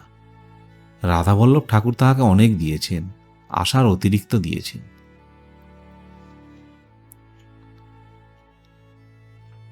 কুসুম শুনিয়া প্রথমে ঘোর আপত্তি তুলিয়া বলিল, জ্যাঠামশাই কি ভাবেন? এই বয়সে তাহাকে সে এত দূরে যাইতে কখনোই দিবে না। জেঠিমাকে দিয়েও বারণ করাইবে। আর টাকার দরকার নেই। 7 সমুদ্র 13 নদী পাড়ের দেশে যাইতেই হইবে, এমন গরজ কিসের? হাজারি বলিল, মা, বেশি দিন থাকবো না সেখানে। চুক্তি সই হয়ে গিয়েছে সাক্ষীদের সামনে। না গেলে ওরা খেসারার দাবি করবে, নালিশ করতে পারে। আর একটা উদ্দেশ্য আছে, কি জানো মা? বড় বড় হোটেল কি করে চালায় একবার নিজের চোখে দেখে আসি। আমার তো ওই বাতি। ব্যবসাতে যখন নেমেছি, তখন এর মধ্যে যা কিছু আছে শিখে নিয়ে তবে ছাড়ব। বাধা দিও না মা, তুমি বাধা দিলে তো আর ঠেলবার 7 দিনেই আমার। টেপির মা ও টেপি কান্নাকাটি করিতে লাগিল। ইহাদের দুজনকে বুঝাইল নরেন। মা বাবু কি নিরুদ্দেশ যাত্রা করিতেছেন? অত কান্নাকাটি করিবার কি আছে ইহার মধ্যে? বোম্বে তো বাড়ির কাছে, কত লোক দূর দূরান্ত যাইতেছে না চাকুরির জন্য। সেই দিন রাত্রে হাজারি নরেনের মামা বংশীধর ঠাকুরকে ডাকিয়া বলিলেন, একটা কথা আছে। আমি তো আর 10-15 দিনের মধ্যে বোম্বাই যাচ্ছি। আমার ইচ্ছে যাওয়ার আগে টেপির সঙ্গে নরেনের বিয়েটা দিয়ে যাব। নরেন এখানকার কারবার দেখাশোনা করবে, রেলের হোটেলটা ওকে নিজে দেখতে হবে, ওটাতেই মোটা লাভ। তোমার কি মত? বংশীধর অনেকদিন হইতেই এইরূপ কিছু ঘটিবে আঁচ করিয়া রাখিয়াছিল। বলিল, হাজারিদা, আমি আর কি বলবো বলো, তোমার সঙ্গে পাশাপাশি হোটেলে কাজ করছি। আমরা সুখের সুখী দুঃখের দুঃখী হয়ে কাটিয়েছি বহুকাল। নরেনও তোমার আপনার ছেলে, যা বলবে তুমি, তাতে আমার অমত কি? আর ওরও তো কেউ নেই, সবই জানো তুমি, যা ভালো বোঝো করো। দেনা পাওনার মীমাংসা অতি সহজেই মিটিল। হাজারি রেলওয়ের হোটেলটির সত্ত্বেও টেপির নামে লেখাপড়া করিয়া দিবে। তাহার অনুপস্থিতিতে নরেন ম্যানেজার হইয়া উভয় হোটেল চালাইবে। তবে বাজারের হোটেলের আয় হিসাব মতো কুসুমকে ও টেপির মাকে ভাগ করিয়া দিতে থাকিবে। বিবাহের দিন ধার্য হইয়া গেল। টেপির মা বলিল, ওগো, তোমার মেয়ে বলেছে অতসীকে নেমন্তন্ন করে পাঠাতে, ওর বড় বন্ধু ছিল, তাকে বিয়ের দিন আসতে লেখো না। হাজারিও সে কথা ভাবিয়াছিল। অতসীর সঙ্গে আজ বহুদিন দেখা হয় নাই। সেই মেয়েটির অযাচিত করুণা আজ তাহাকে তার পরিবারবর্গকে লোকের চোখে সম্ভ্রান্ত করিয়া তুলিয়াছে। অতসীর শ্বশুরবাড়ির ঠিকানা হাজারি জানিত না। কেবলমাত্র এইটুকু জানিত, অতসীর শ্বশুর বর্ধমান জেলার মূল ঘরের জমিদার। হাজারি চিঠিখানা তাহাদের গ্রামের অতসীর বাবার ঠিকানায় পাঠাইয়া দিল, কারণ সময় অত্যন্ত সংক্ষেপ। লিখিয়া ঠিকানা আনাইয়া পুনরায় পত্র লিখিবার সময় নাই। বিবাহের কয়েকদিন পূর্বে হাজারি সীমান্ত কাঁসারির দোকানে দানের বাসন কিনিতে গিয়াছে। সীমান্ত বলিল, আসুন আসুন হাজারিবাবু, বসুন। ওরে বাবুকে তামাক দে রে। হাজারি নিজের বাসনপত্র কিনিয়া উঠিবার সময় কতগুলি পুরনো বাসনপত্র, পিতলের বালতি ইত্যাদি নতুন বাসনের দোকানে দেখিয়া বলিল, এগুলি কি হে সীমন্ত? এগুলো তো পুরনো মাল, ঢালাই করবে নাকি? সীমন্ত বলিল, ও কথা আপনাকে বলবো ভেবেছিলাম বাবু, ও আপনাদের পুরনো হোটেলের পদ্মজি রেখে গেছে, হয় বন্ধক নয় বিক্রি। আপনি জানেন না কিছু? চক্রবর্তী মশাইয়ের হোটেল যে সিল হবে আজই।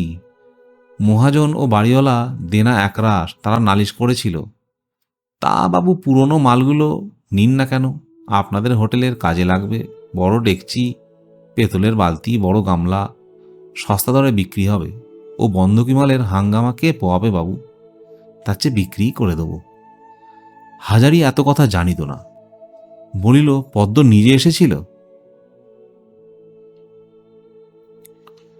সীমন্ত বলিল, হ্যাঁ, ওদের হোটেলের একটা চাকর সঙ্গে নিয়ে। হোটেল কাল সিল হয়ে যাবে, একটা জিনিসও বার করা যাবে না ঘর থেকে, তাই রেখে গেল আমার এখানে। বলে গেল এগুলো বন্ধ রেখে কিছু টাকা দিতেই হবে, চক্রবর্তী মশাইয়ের একেবারে নাকি অচল। বাসনের দোকান হইতে বাহির হইয়া অন্য 5টা কাজ মিটাইয়া হোটেলে ফিরিতে অনেক বেলা হইয়া গেল। একবার বেচু চক্রবর্তীর হোটেলে যাইবে ভাবিয়াছিল, কিন্তু তাহা ঘটিয়া উঠিল না। কুসুম এ কয়দিন বাসাতেই বিবাহের আয়োজনের নানা রকম বড় ছোট খুচরা কাজে সারাদিন লাগিয়া থাকে। হাজারি তাকে বাড়ি যাইতে দেয় না। বলে, মা, তুমি তো আমার ঘরের লোক, তুমি থাকলে আমার কত ভরসা, এখানেই থাকো এ কটা দিন। বিবাহের পূর্বদিন হাজারি অতসীর চিঠি পাইল। সে কৃষ্ণনগর লোকালে আসিতেছে। স্টেশনে যেন লোক থাকে। আর কেহ অতসীকে চেনে না, কে তাহাকে স্টেশন হইতে চিনিয়া আনিবে? হাজারি নিজেই বৈকাল 5টার সময় স্টেশনে গেল। ইন্টার ক্লাস কামরা হইতে অতসী আর তাহার সঙ্গে একটি যুবক নামিল। কিন্তু তাহাদের অভ্যর্থনা করিতে কাছে গিয়া হাজারি যাহা দেখিল, তাহাতে তাহার মনে হইল পৃথিবীর সমস্ত আলো যেন এক মুহূর্তে মুছিয়া লেপিয়া অন্ধকারে একাকার হইয়া গিয়েছে তাহার চক্ষুর সামনে। অতসীর বিধবা বেশ।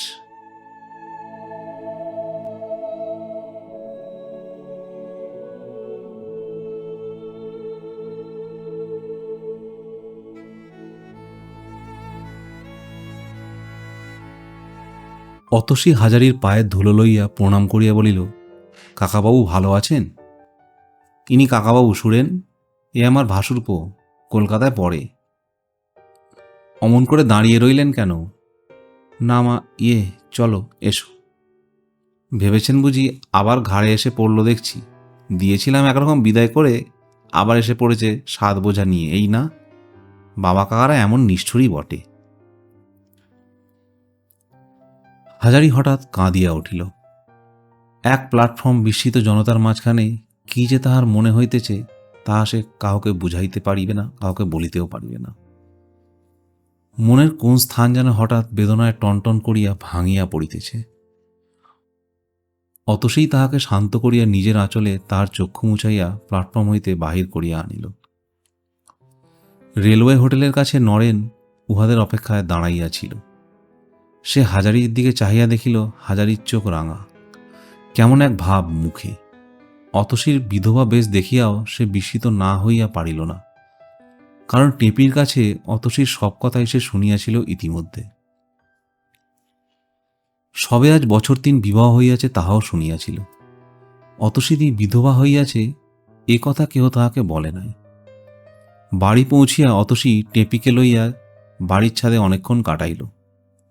দুজনে বহুকাল পরে দেখা, সেই এরসলার আজ প্রায় 3 বছর হইল তাহাদের ছাড়াছাড়ি। কত কথা যে জমিয়া আছে। টেপি চোখের জল ফেলিল বাল্যসখীর এ অবস্থা দেখিয়া। অতসী বলিল, তোরা যদি সবাই মিলে কান্নাকাটি করবি তাহলে কিন্তু বল, চলে যাব এক্ষুনি, ঠিক বলছি। এলাম বাপ মায়ের কাছে, বোনের কাছে একটু জুড়োতে, না কেবল কান্না আর কান্না। সরে আয়, তোর এই দুল জোড়াটা পর তো দেখি কেমন হয়েছে, আর এই ব্রেসলেটটা হাত দেখি। টেপি হাত ছিনাইয়া লইয়া বলিল, এ তোমার ব্রেসলেট অতসীদি, এ আমায় দিতে পারবে না, কক্ষণও না। তাহলে আমি মাথা কুটে মরব এই ছাদে, যদি না পড়িস, সত্যি বলছি। আমার স্বাদ কেন মেটাতে দিবি নে? টেপি আর প্রতিবাদ করিল না। তাহার 2 চক্ষু জলে ভাসিয়া গেল। ওদিকে অতসী তাহার ডান হাত ধরিয়া ঘুরাইয়া ঘুরাইয়া ব্রেসলেট পরাইতেছে। হাজারি অনেক রাত্রে তামাক খাইতেছে। অতসী আসিয়া নিঃশব্দে পাশে দাঁড়াইয়া বলিল, কাকাবাবু। হাজারি চমকিয়া উঠিয়া বলিল, অতসী মা, এখনো শোওনি? না কাকাবাবু, আজ তো সারাদিন আপনার সঙ্গে একটাও কথা হয়নি, তাই এলাম। হাজারি দীর্ঘ নিঃশ্বাস ফেলিয়ে বলল, এমন জানলে তোমায় আনতাম না মা, আমি কিছুই শুনিনি, কতদিন গায়ে যায়নি তো। তোমার এ বেশ দেখতে কি নিয়ে এলাম তোমায় মা। অতসী চুপ করিয়া রহিল। হাজারি স্নেহশীল পিতৃহৃদয়ের সান্নিধ্যের নিবিড় তলায় সে যেন তাহার দুঃখের সান্ত্বনা পাইতে চায়। হাজারি সস্নেহে তাহাকে কাছে বসাইল। কিছুক্ষণ কেহই কথা বলিল না। পরে অতসী বলিল, কাকাবাবু, আমি একদিন বলেছিলাম আপনার হোটেলের কাজে উন্নতি হবে, মনে আছে? সব মনে আছে মা অতসী, কিছুই ভুলিনি। আর না, কিন্তু এইখানকার ইষ্টাইপত্র সব তোমার দেওয়াতেই মা। তুমি দয়া না করলে এসব কিছুই হতো না। অতসী তিরস্কারের সুরে বলিল, ও কথা বলবেন না কাকাবাবু, ছি। আমি টাকা দিলেও আপনার ক্ষমতা না থাকলে সে কি টাকা বাড়াতো? 3 বছরের মধ্যে এত বড় জিনিস করে ফেলতে পারতো অন্য কেউ, আনাড়ি লোক। আমি কিছুই জানতুম না কাকাবাবু, এখানে সব দেখে শুনে অবাক হয়ে গিয়েছি। আপনি ক্ষমতাবান পুরুষ মানুষ কাকাবাবু। এখন তুমি এরসলায় যাবে মা, না শ্বশুরবাড়ি যাবে? এরসলাতেই যাব। বাবা মা দুঃখে সাড়া হয়ে আছেন, তাদের কাছে গিয়ে কিছুদিন থাকব। জানেন কাকাবাবু, আমার ইচ্ছে দেশে এমন কিছু একটা করব যাতে সাধারণের উপকার হবে। বাবার টাকা সব এখন আমিই পাবো, শ্বশুরবাড়ির টাকা থেকেও পাবো, কিন্তু এ টাকায় আমার কোনো দরকার নেই কাকাবাবু। 5 জনের উপকারের জন্যে খরচ করেই সুখ। যা ভালো বোঝো করো মা। আমি তোমায় কি বলবো? কাকাবাবু, আপনি বোম্বে যাচ্ছেন নাকি? হ্যাঁ মা। অত সেই ছেলে মানুষের মতো আবদারের সুরে বলিল, আমায় নিয়ে যাবেন সঙ্গে করে? বেশ বাপে যেয়ে থাকবো, আপনাকে রেঁধে দেবো, খুব ভালো লাগবে দেশ বেড়াতে। যেও মা, এবারটা নয়। আমি 3 বছর থাকবো সেখানে, দেখি কীরকম সুখ সুবিধে অসুবিধে, এর পরে যেও। ঠিক কাকাবাবু, কেমন মনে থাকবে তো? ঠিক মনে থাকবে। যাও এখন গিয়ে শোও মা, অনেক কষ্ট গিয়েছে গাড়িতে, সকাল সকাল বিশ্রাম করো গিয়ে। পরদিন বিবাহ। টেপির নরম হাতখানি নরেনের বলিষ্ঠ পেশিবদ্ধ হাতে স্থাপন করিবার সময় হাজারির চোখে জল আসিল। কতদিনের সাধ এতদিনে রাধাবল্লভ ঠাকুর পূর্ণ করিলেন। বংশীধর ঠাকুর বরকর্তা সাজিয়া বিবাহ মজলিসে বসিয়াছিল। সেও সে সময়টা আবেগপূর্ণ কণ্ঠে বলিয়া উঠিল, হাজারিদা, কাছাকাছি সব হোটেলের রাঁধুনি বামুনেরা তাদের আত্মীয় স্বজন লইয়া বরযাত্রী সাজিয়া আসিয়াছে। এ বিবাহ হোটেলের জগতের, ভিন্ন জগতের কোনো লোকের নিমন্ত্রণ হয় নাই ইহাতে। ইহাদের উচ্চ কলরব, হাসি ঠাট্টা হাঁকডাকে বাড়ি সরগরম হইয়া উঠিল। বিবাহের পরদিন বরকনে বিদায় হইয়া গেল। বেশি দূর উহারা যাইবে না। এই রানাঘাটেই চূর্ণির ধারে বংশীধর একখানা বাড়ি ভাড়া করিয়াছে 5 দিনের জন্য।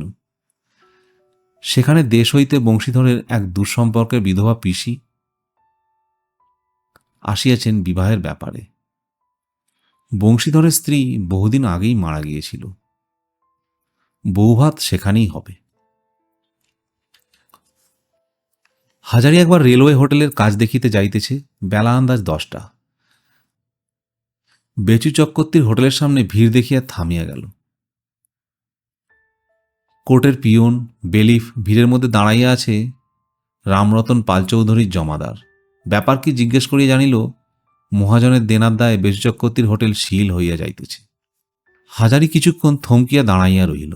তাহার পুরনো মনিবের হোটেল, এইখানে সে দীর্ঘ 7 বৎসর সুখে দুঃখে কাটাইয়াছে। এতদিনের হোটেলটা আজ উঠিয়া গেল। একটু পরে পদ্মজি 2 হাতে 2টি বড় বালতি লইয়া হোটেলের পিছনের দরজা দিয়া বাহির হইতেই একজন আদালতের পেয়াদা বেলিফের দৃষ্টি সেদিকে আকৃষ্ট করিল। বেলিফ সাক্ষী দুজনকে ডাকিয়া বলিল, এই দেখুন মশাই, এই মেয়ে লোকটা হোটেল থেকে জিনিস নিয়ে যাচ্ছে, এটা বেআইনি। আমি পেয়াদাদের দিয়ে আটকে দিচ্ছি আপনাদের সামনে। পেয়াদারা গিয়ে বাধা দিয়া বলিল, বালতি রেখে যাও। পরে আরও কাছে গিয়ে হাঁকদাক করিয়া বলিল, শুধু বালতি নয় বাবু, বালতির মধ্যে পেতল কাঁসার বাসন রয়েছে। পদ্মজি ততক্ষণে বালতি দুটো প্রাণপণে জোরে করিয়া আঁটিয়া ধরিয়াছে। সে বলিল, এ বাসন আমার নিজের, হোটেল চক্রবর্তী মশায়ের, আমার জিনিস উনি নিয়ে এসেছিলেন, এখন আমি নিয়ে যাচ্ছি। পেয়াদারা ছাড়িবার পাত্র নয়, অবশ্য পদ্মজিও নয়। উভয় পক্ষে বাগবিতণ্ডা, অবশেষে টানা হ্যাচড়া হইবার উপক্রম হইল। মজা দেখিবার জন্যে লোক জুটিয়া গেল বিস্তর। একজন মহাজন পাওনাদার বলিল, আমি সকলের সামনে বলছি, বাসন নামিয়ে যদি না রাখো তবে আদালতের আইন অমান্য করার জন্যে তোমাকে আমি পুলিশে দেব। একজন সাক্ষী বলিল, তা দেবেন কেমন করে বাপু? ওর নামে তো ডিক্রি নেই আদালতের, ও আদালতের ডিক্রি মানতে যাবে কেন? বেলিফ বললে, তা নয়, ওকে চুরির চার্জে ফেলে পুলিশে দেওয়া চলবে। এ হোটেল এখন মহাজন পাওনাদারের, তার ঘর থেকে অপরের জিনিস নিয়ে যাওয়া রাইট কি আছে? ওকে জিজ্ঞাসা করো ও ভালোই ভালোই দেবে কিনা। পদ্মজি তা দিতে রাজি নয়। সে আরও জোর করিয়া আঁকড়াইয়া আছে বালতি দুটি।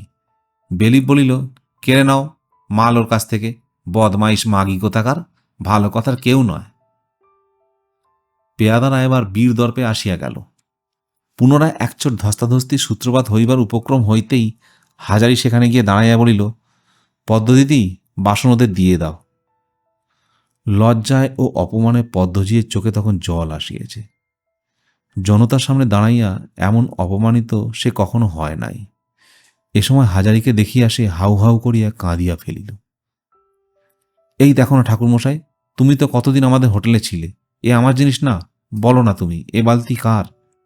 হাজারি সান্ত্বনা সুরে বলিল, কেঁদো না এমন করে পদ্মদিদি, এ হলো আইন আদালতের ব্যাপার।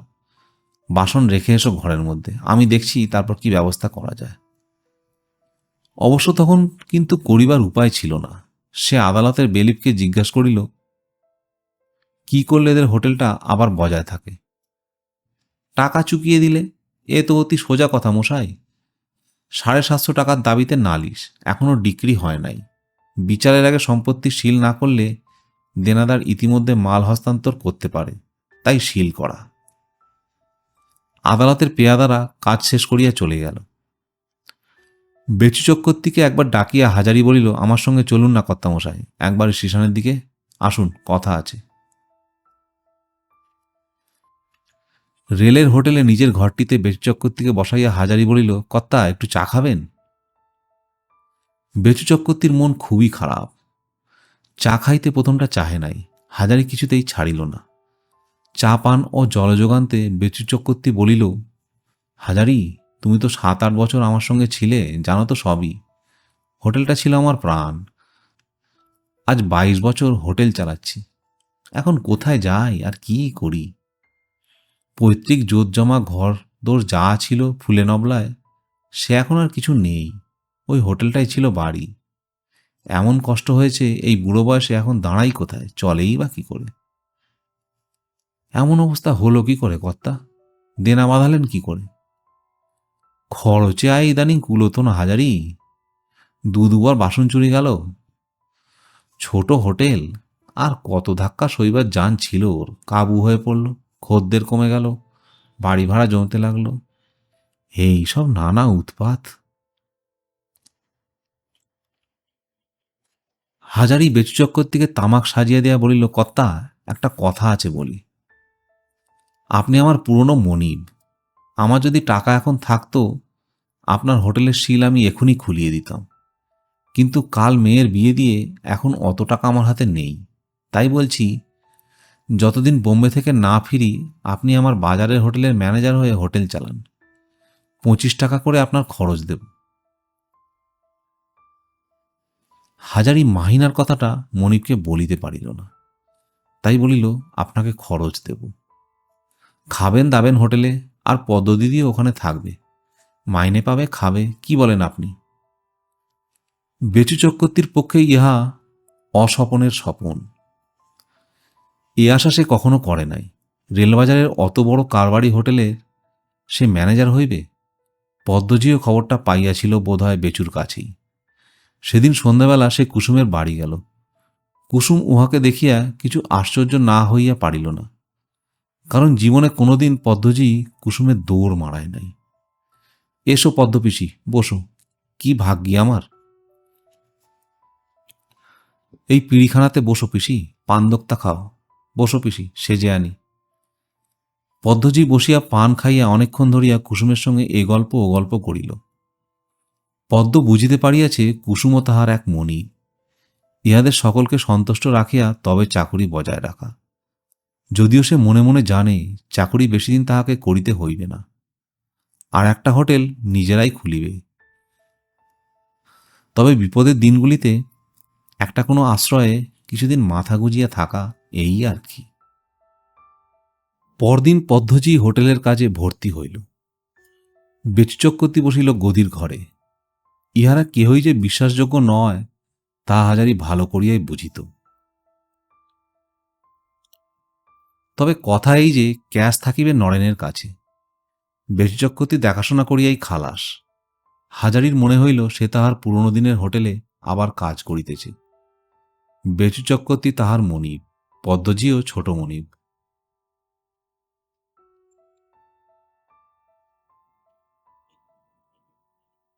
পদ্ম যখন আসিয়া সকালে জিজ্ঞেস করিল, ঠাকুরমশাই, ইলিশ মাছ আনাবে বেলা না পোনা? তখন হাজারি পূর্ব অভ্যাস মতোই সম্ভ্রমের সঙ্গে উত্তর দিল, যা ভালো মনে করো পদ্মদিদি, পচা না হলে ইলিশই এনো। বেচু চক্রবর্তী পাকা ব্যবসাদার লোক এবং হোটেলের কাজে তাহার অভিজ্ঞতা হাজারির অপেক্ষা অনেক বেশি। সে হাজারিকে ডাকিয়া বলিল, হাজারি, একটা কথা বলি। তোমার এখানে ফার্স্ট ক্লাসে আর সেকেন্ড ক্লাসের মধ্যে মোটে 4 পয়সার তফাৎ রেখেছে। এটা ভালো মনে হয় না আমার কাছে। এতে করে সেকেন্ড ক্লাসের খদ্দের কমে যাচ্ছে। বেশি লোক ফার্স্ট ক্লাসে খায়, অথচ খরচ যা হয় তাদের পেছনে তেমন লাভ দাঁড়ায় না। গত মাসের হিসেব খতিয়ে দেখলাম কি না, নরেন বাবাজি ছেলে মানুষ, সে হিসেবের কি বোঝে।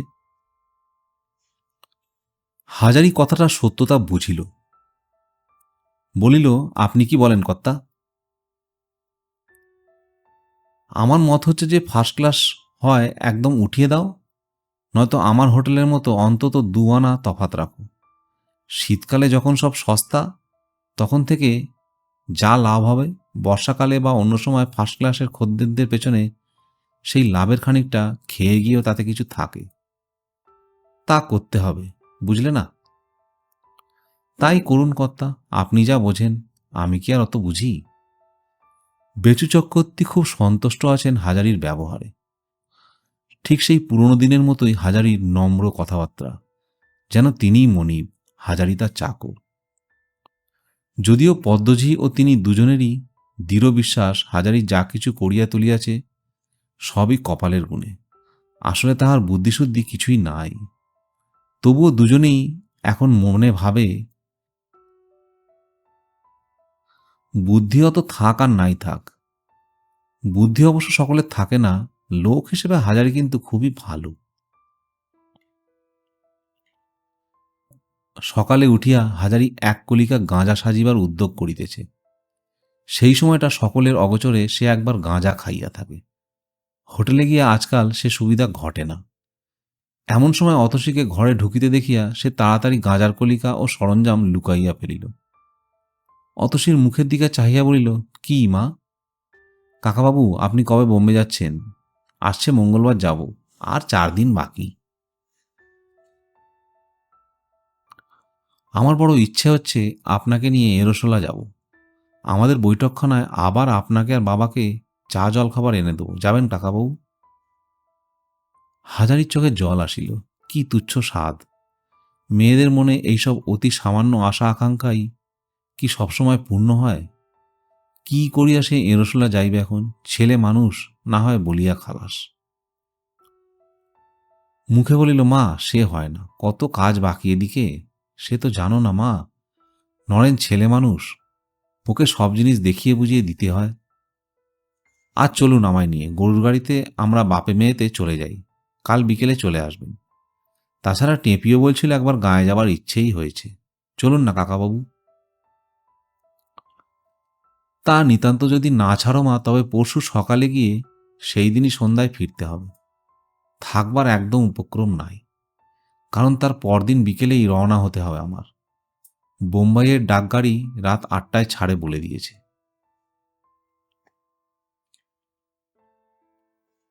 বিকেলে চূর্ণির ধারের নিমগাছতলাটায় হাজারি একবার গিয়া বসিল। পাশের চুন কয়লার আড়তে হিন্দুস্থানি কুলিরা সেইভাবে সুর করিয়া সমস্বরে ঠেঁট হিন্দিতে গজল গাহিতেছে। চূর্ণির খেয়াঘাটে ওপারের ফুলে নবলার হাটের হাটুরে লোকেরা পাড়াপার হইতেছে। সেই সব পুরনো দিনের মতোই সবই একই আছে। সে কি আজও বেচু চক্রবর্তীর হোটেলের কাজ করিতেছে? পদ্মঝিয়ের মুখ নাড়া খাইয়া তাহাকে কি এখনই সদ্য আঁচ বসানো কয়লার উনুনের ধোঁয়ার মধ্যে বসিয়া ওবেলার রান্নার ফর্দ বুঝিয়া লইতে হইবে? সেই পদ্মদিদি, সেই বেচু চক্রবর্তীর সঙ্গে সকালবেলাও তো কথাবার্তা হইয়াছিল। দাঁড়িপাল্লার পাল্লার বদল হয়েছে। পুরনো দিনের সম্বন্ধগুলি ছায়াবাজির মতো অন্তর্হিত হইল কোথায়? বোম্বাই। বোম্বাই কতদূর কে জানে? টেপিকে লইয়া, অতসী বা কুসুমকে লইয়া যদি যাওয়া যাইত, ইহারা যে কেহ সঙ্গে থাকিলে সে বিলাত পর্যন্ত যাইতে পারে, দুনিয়ার যে কোনো জায়গায় বিনা আশঙ্কায় বিনা দ্বিধায় চলিয়া যাইতে পারে। তখনকার দিনে সে কি একবারও ভাবিয়াছিল আজকার মতো দিন তাহার জীবনে আসিবে? নরেনকে যেদিন প্রথম দেখে সেই দিনই মনে হইয়াছিল সেই সুন্দর ছবিটি। টেপি লাল চেলি পড়িয়া নরেনের পাশে দাঁড়াইয়া, মুখে লজ্জা, চোখে চাপা আনন্দের হাসি। তখন মনে হইয়াছিল এসব দুরাশা, এও কি কখনো হয়? সবই ঠাকুর রাধাবল্লভের দয়া, নতুবা সে আবার কবে ভাবিয়াছিল যে বোম্বাই যাইবে 150 টাকার মাহিনা চাকুরি লইয়া। পরদিন অতসী আসিয়া আবার বলিল, কবে এরশোলা যাবেন কাকাবাবু? টেপিও যাবে বলেছে, কাকিমাও বলেছিলেন যাবে। গাঁয়ে থেকে সেই আজ অবধি 2-2.5 বছর হলো এখানে এসেছেন, কখনো যাননি। ওরও যাবার ইচ্ছা, একদিনের জন্য চলুন না। আবার স্বগ্রামে আসিয়া উহাদের গাড়ি ঢুকিল বহুদিন পরে।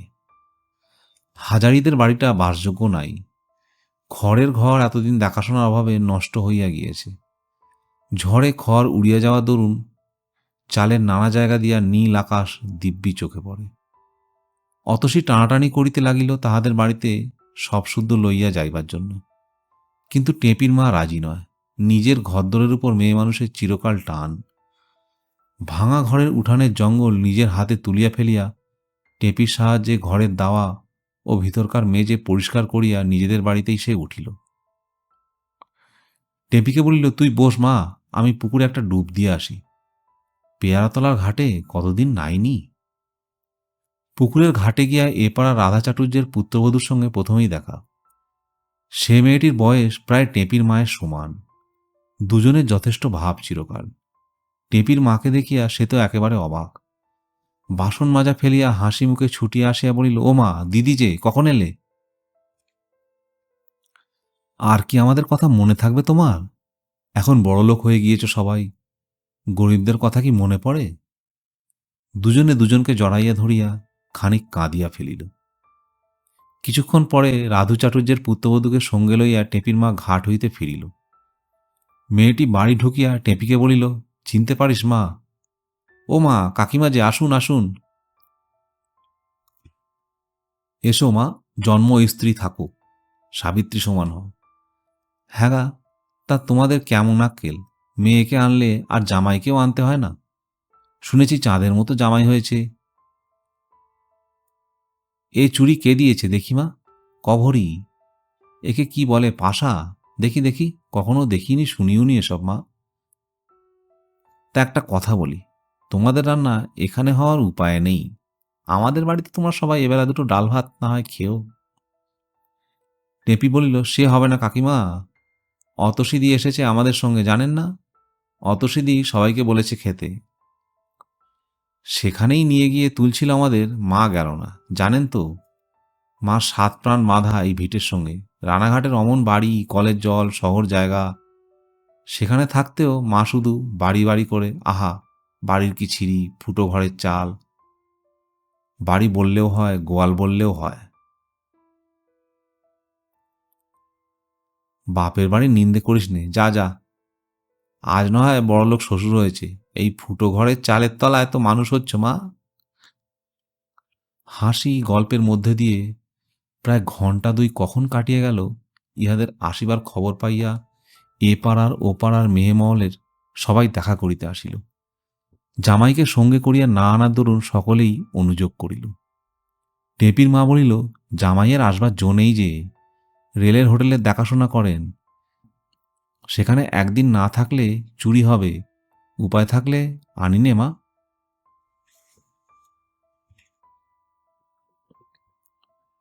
অতসীর দুর্ভাগ্যের কথা সকলেই পূর্বে জানিত।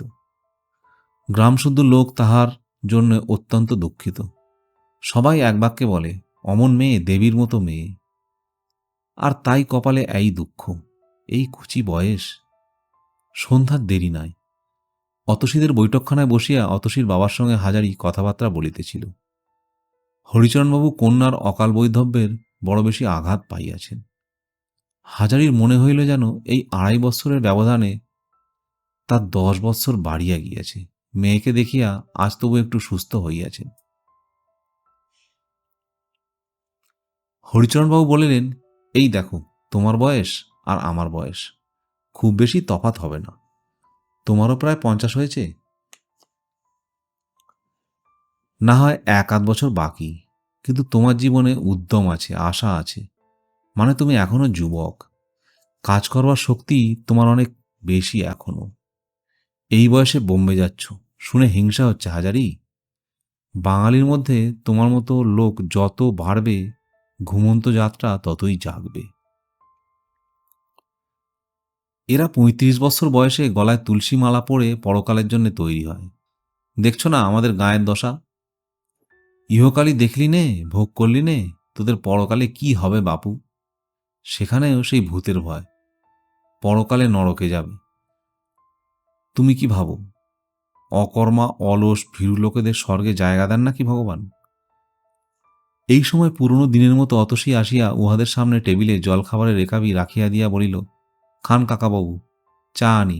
বাবা তুমিও খাও, খেতে হবে, সন্ধ্যের এখনো অনেক দেরি। কিছুক্ষণ পরে চা লইয়া অতসী আবার ঢুকিল। পিছনে আসিল টেপি, সেই পুরনো দিনের মতো সবই, তবু যেন কত তফাত। অতসীর মুখের দিকে চাহিলে হাজারির বুকের ভিতরটা বেদনায় টনটন করে।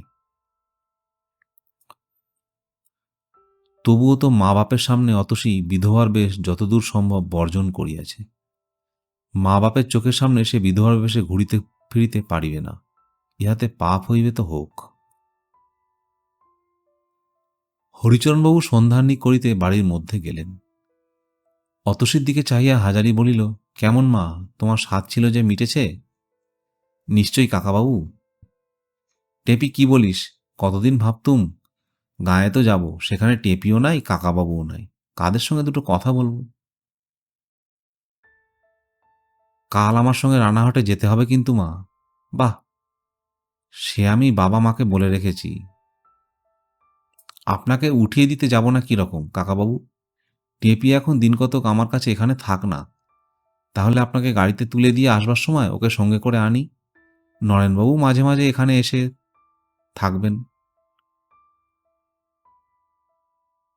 নরেনের কথা বলতে টেপি বাপের অলক্ষিতে অতসীকে এক রাম চিমটি কাটিল। কাকাবাবু পুজোর সময় আসবেন তো? এবার আমাদের গায়ে আমরা ঠাকুর পুজো করব। পুজোর তো এখন অনেক দেরি মা, যদি সম্ভব হয় আসবো বই কি, তবে তুমি যদি পুজো করো তবে আসার চেষ্টা করব অবশ্যই। টেপি বলিল, তোমাকে আসতেই হবে বাবা, মা বলেছে এবার প্রতিমা গড়িয়ে কোজাগরি লক্ষ্মী পুজো করবে, এখনো ৩-৪ মাস দেরি পুজোর, সে সময় ছুটি নিয়ে আসবে বাবা, কেমন তো? রাধু মুখুজ্জের পুত্রবধূ নাছোড়বান্দা হইয়া পড়িয়াছিল। রাত্রে তাহাদের বাড়িতে সকলকে খাইতেই হইবে। টেপির মা সন্ধ্যাবেলা হইতেই রাধু মুখুজ্জের বাড়ি গিয়া কুটিয়াছে মোচা, দেশ কুমড়ো, তাহাদের সাহায্য করিতেছে। সে সরল গ্রামের মেয়ে, শহরের জীবনযাত্রার চেয়ে পাড়াগাঁয়ের জীবন তাহার অনেক ভালো লাগে। সে বলিতেছিল, ভাই শহরে টহরে কি আমাদের পোষায়? এই যে কুমড়োর ডাঁটাটুকু, এই ১ পয়সা, এই এতটুকু করে কুমড়োর ফালি ১-১ পয়সা, এক ফালি কাটতে বোধহয় পোড়ার মুখো মিনসেদের হাত কেটে গিয়েছে। আমার ইচ্ছে কি জানো ভাই, উনি চলে গেলে আমি ৩-৪ দিনের মধ্যে আবার গাঁয়ে আসব, পুজো পর্যন্ত এখানেই থাকব। মেয়ে জামাই থাকলো রানাঘাটের বাসায়, ওইসব দেখুক করুক, ওদেরই জিনিস, আমার সেখানে ভালো লাগে না। স্বামীকে কথাটা বলিতে হাজারি বলিল, তোমার যা ইচ্ছে করো, কিন্তু তার আগে ঘরখানা তো সারানো দরকার, ঘরে জল পড়ে ভেসে যায়, থাকবে কিসে? টেপির মা বলিল, সে ভাবনা তোমার দরকার নেই, আমি অতসীদের বাড়ির থেকে কি ওই মুখুজ্জে বাড়ি থেকে ঘর সারিয়ে নেব, জামাইকে বলে যেও খরচ যা লাগে যেন দেয়। রাধু মুখুজ্জেদের বাড়ি রাত্রে আহারের আয়োজন ছিল যথেষ্ট। খিচুড়ি, ভাজাভুজি, মাছ, ডিমের ডালনা, বড়া ভাজা, টক দই, আম, সন্দেশ। অতসীকেও খাইতে বলা হইয়াছিল, কিন্তু সে আসে নাই। টেপি ডাকিতে গেলে কিন্তু অতসী বলিল, তাহার মাথা ভয়ানক ধরিয়াছে, সে যাইতে পারিবে না। শেষ রাতে দুখানা গাড়ি করিয়া সকলে আবার রানাঘাটে আসিল। দুপুরের পর হাজারি একটু ঘুমাইয়া লইল। ট্রেন নাকি সারা রাত চলিবে। কখনো সে অতদূর যায় নাই, অতক্ষণ গাড়িতেও থাকে নাই, ঘুম হইবে না কখনোই। যাইবার সময় টেপির মা ও টেপি কাঁদিতে লাগিল। কুসুমও ইহাদের সঙ্গে যোগ দিল। অতসী সকলকে বুঝাইতে লাগিল, ছি, কাঁদে না, ও কি কাকিমা, বিদেশ যাচ্ছেন একটা মঙ্গলের কাজে, ছি টেপি, অমন চোখের জল ফেলো না ভাই। হাজারি ঘরের বাহির হইয়াছে, সামনেই পদ্মজি। পদ্মজি বলিল, এখন এই গাড়িতে যাবেন ঠাকুরমশাই? হ্যাঁ পদ্মদিদি, এবেলা খদ্দের কত? তা 40 জনের ওপরে, সেকেন্ড ক্লাস বেশি। ইলিশ মাছ নিয়ে এসেছিলে তো? পদ্মজি হাসিয়া বলিল, ও মা, তার বলতে হবে? যতদিন বাজারে পাই ততদিন ইলিশের বন্দোবস্ত। আষাঢ় থেকে আশ্বিন। দেখেছিলাম তো হোটেলে। হ্যাঁ, সে তোমাকে আর আমি কি শেখাবো, তুমি হলে গিয়ে পুরনো লোক। বেশ হুঁশিয়ার থেকো পদ্মদিদি, ভেবো তোমার নিজের হোটেল। পদ্মজি এক অভাবনীয় কাণ্ড ঘটাইল। হঠাৎ ঝুঁকিয়া নিচু হইয়া বলিল, দাঁড়ান ঠাকুরমশাই, পায়ের ধুলোটা দেন একটু। হাজারি অবাক, স্তম্ভিত। চক্ষুকে বিশ্বাস করা শক্ত। এ কি হইয়া গেল? পদ্মদিদি তার পায়ের উপর উপর হইয়া পড়িয়া পায়ের ধুলো লইতেছে। এমন একটা দৃশ্য কল্পনা করিবার দুঃসাহসও কখনো তাহার হয় নাই। কোন সৌভাগ্যটা বাকি রহিল তাহার জীবনে? স্টেশনে তুলিয়া দিতে আসিল 2 হোটেলের কর্মচারী, প্রায় সকলে। তাছাড়া অতসী, টেপি, নরেন। বাহিরের লোকের মধ্যে যদু বাণুজ্যে সত্যিই আজকাল হাজারিকে যথেষ্ট মানিয়া চলে। তাহার ধারণা হোটেলের কাজে হাজারি এখনো অনেক বেশি উন্নতি দেখাইবে, এই তো সবে শুরু। অতসী পায়ের ধুলো লইয়া বলিল, আসবেন কিন্তু পুজোর সময় কাকাবাবু, মেয়ের বাড়ির নেমন্তন্ন রইল, ঠিক আসবেন। টেপি চোখ মুছিতে মুছিতে বলিল, খাবারের পুঁটুলিটা ওপরের তাক থেকে নামিয়ে কাছে রাখবে বাবা, নয়তো ভুলে যাবে। তোমার তো হুঁশ থাকে না কিছু। আর রাত্রিরেই খেও, ভুলে যেও না যেন, কাল বাসি হয়ে যাবে। পথে ঘাটে বাসি খাবার দাবার খাবে না, মনে থাকবে। তোমার চিঠি পেলে মা বলেছে রাধাবল্লভতলায় পুজো দেবে। চলন্ত ট্রেনের জানলার ধারে বসিয়া হাজারির কেবলই মনে হইতেছিল, পদ্মদিদি যে আজ তাহার পায়ে ধুলো লইয়া প্রণাম করিল, এ সৌভাগ্য হাজারির সকল সৌভাগ্যকে ছাপাইয়া ছাড়াইয়া গিয়াছে। সেই পদ্মদিদি। ঠাকুর রাধাবল্লভ, জাগ্রত দেবতা তুমি, কোটি কোটি প্রণাম তোমার চরণে। তুমিই আছো, আর কেহ নাই, থাকিলেও জানি না।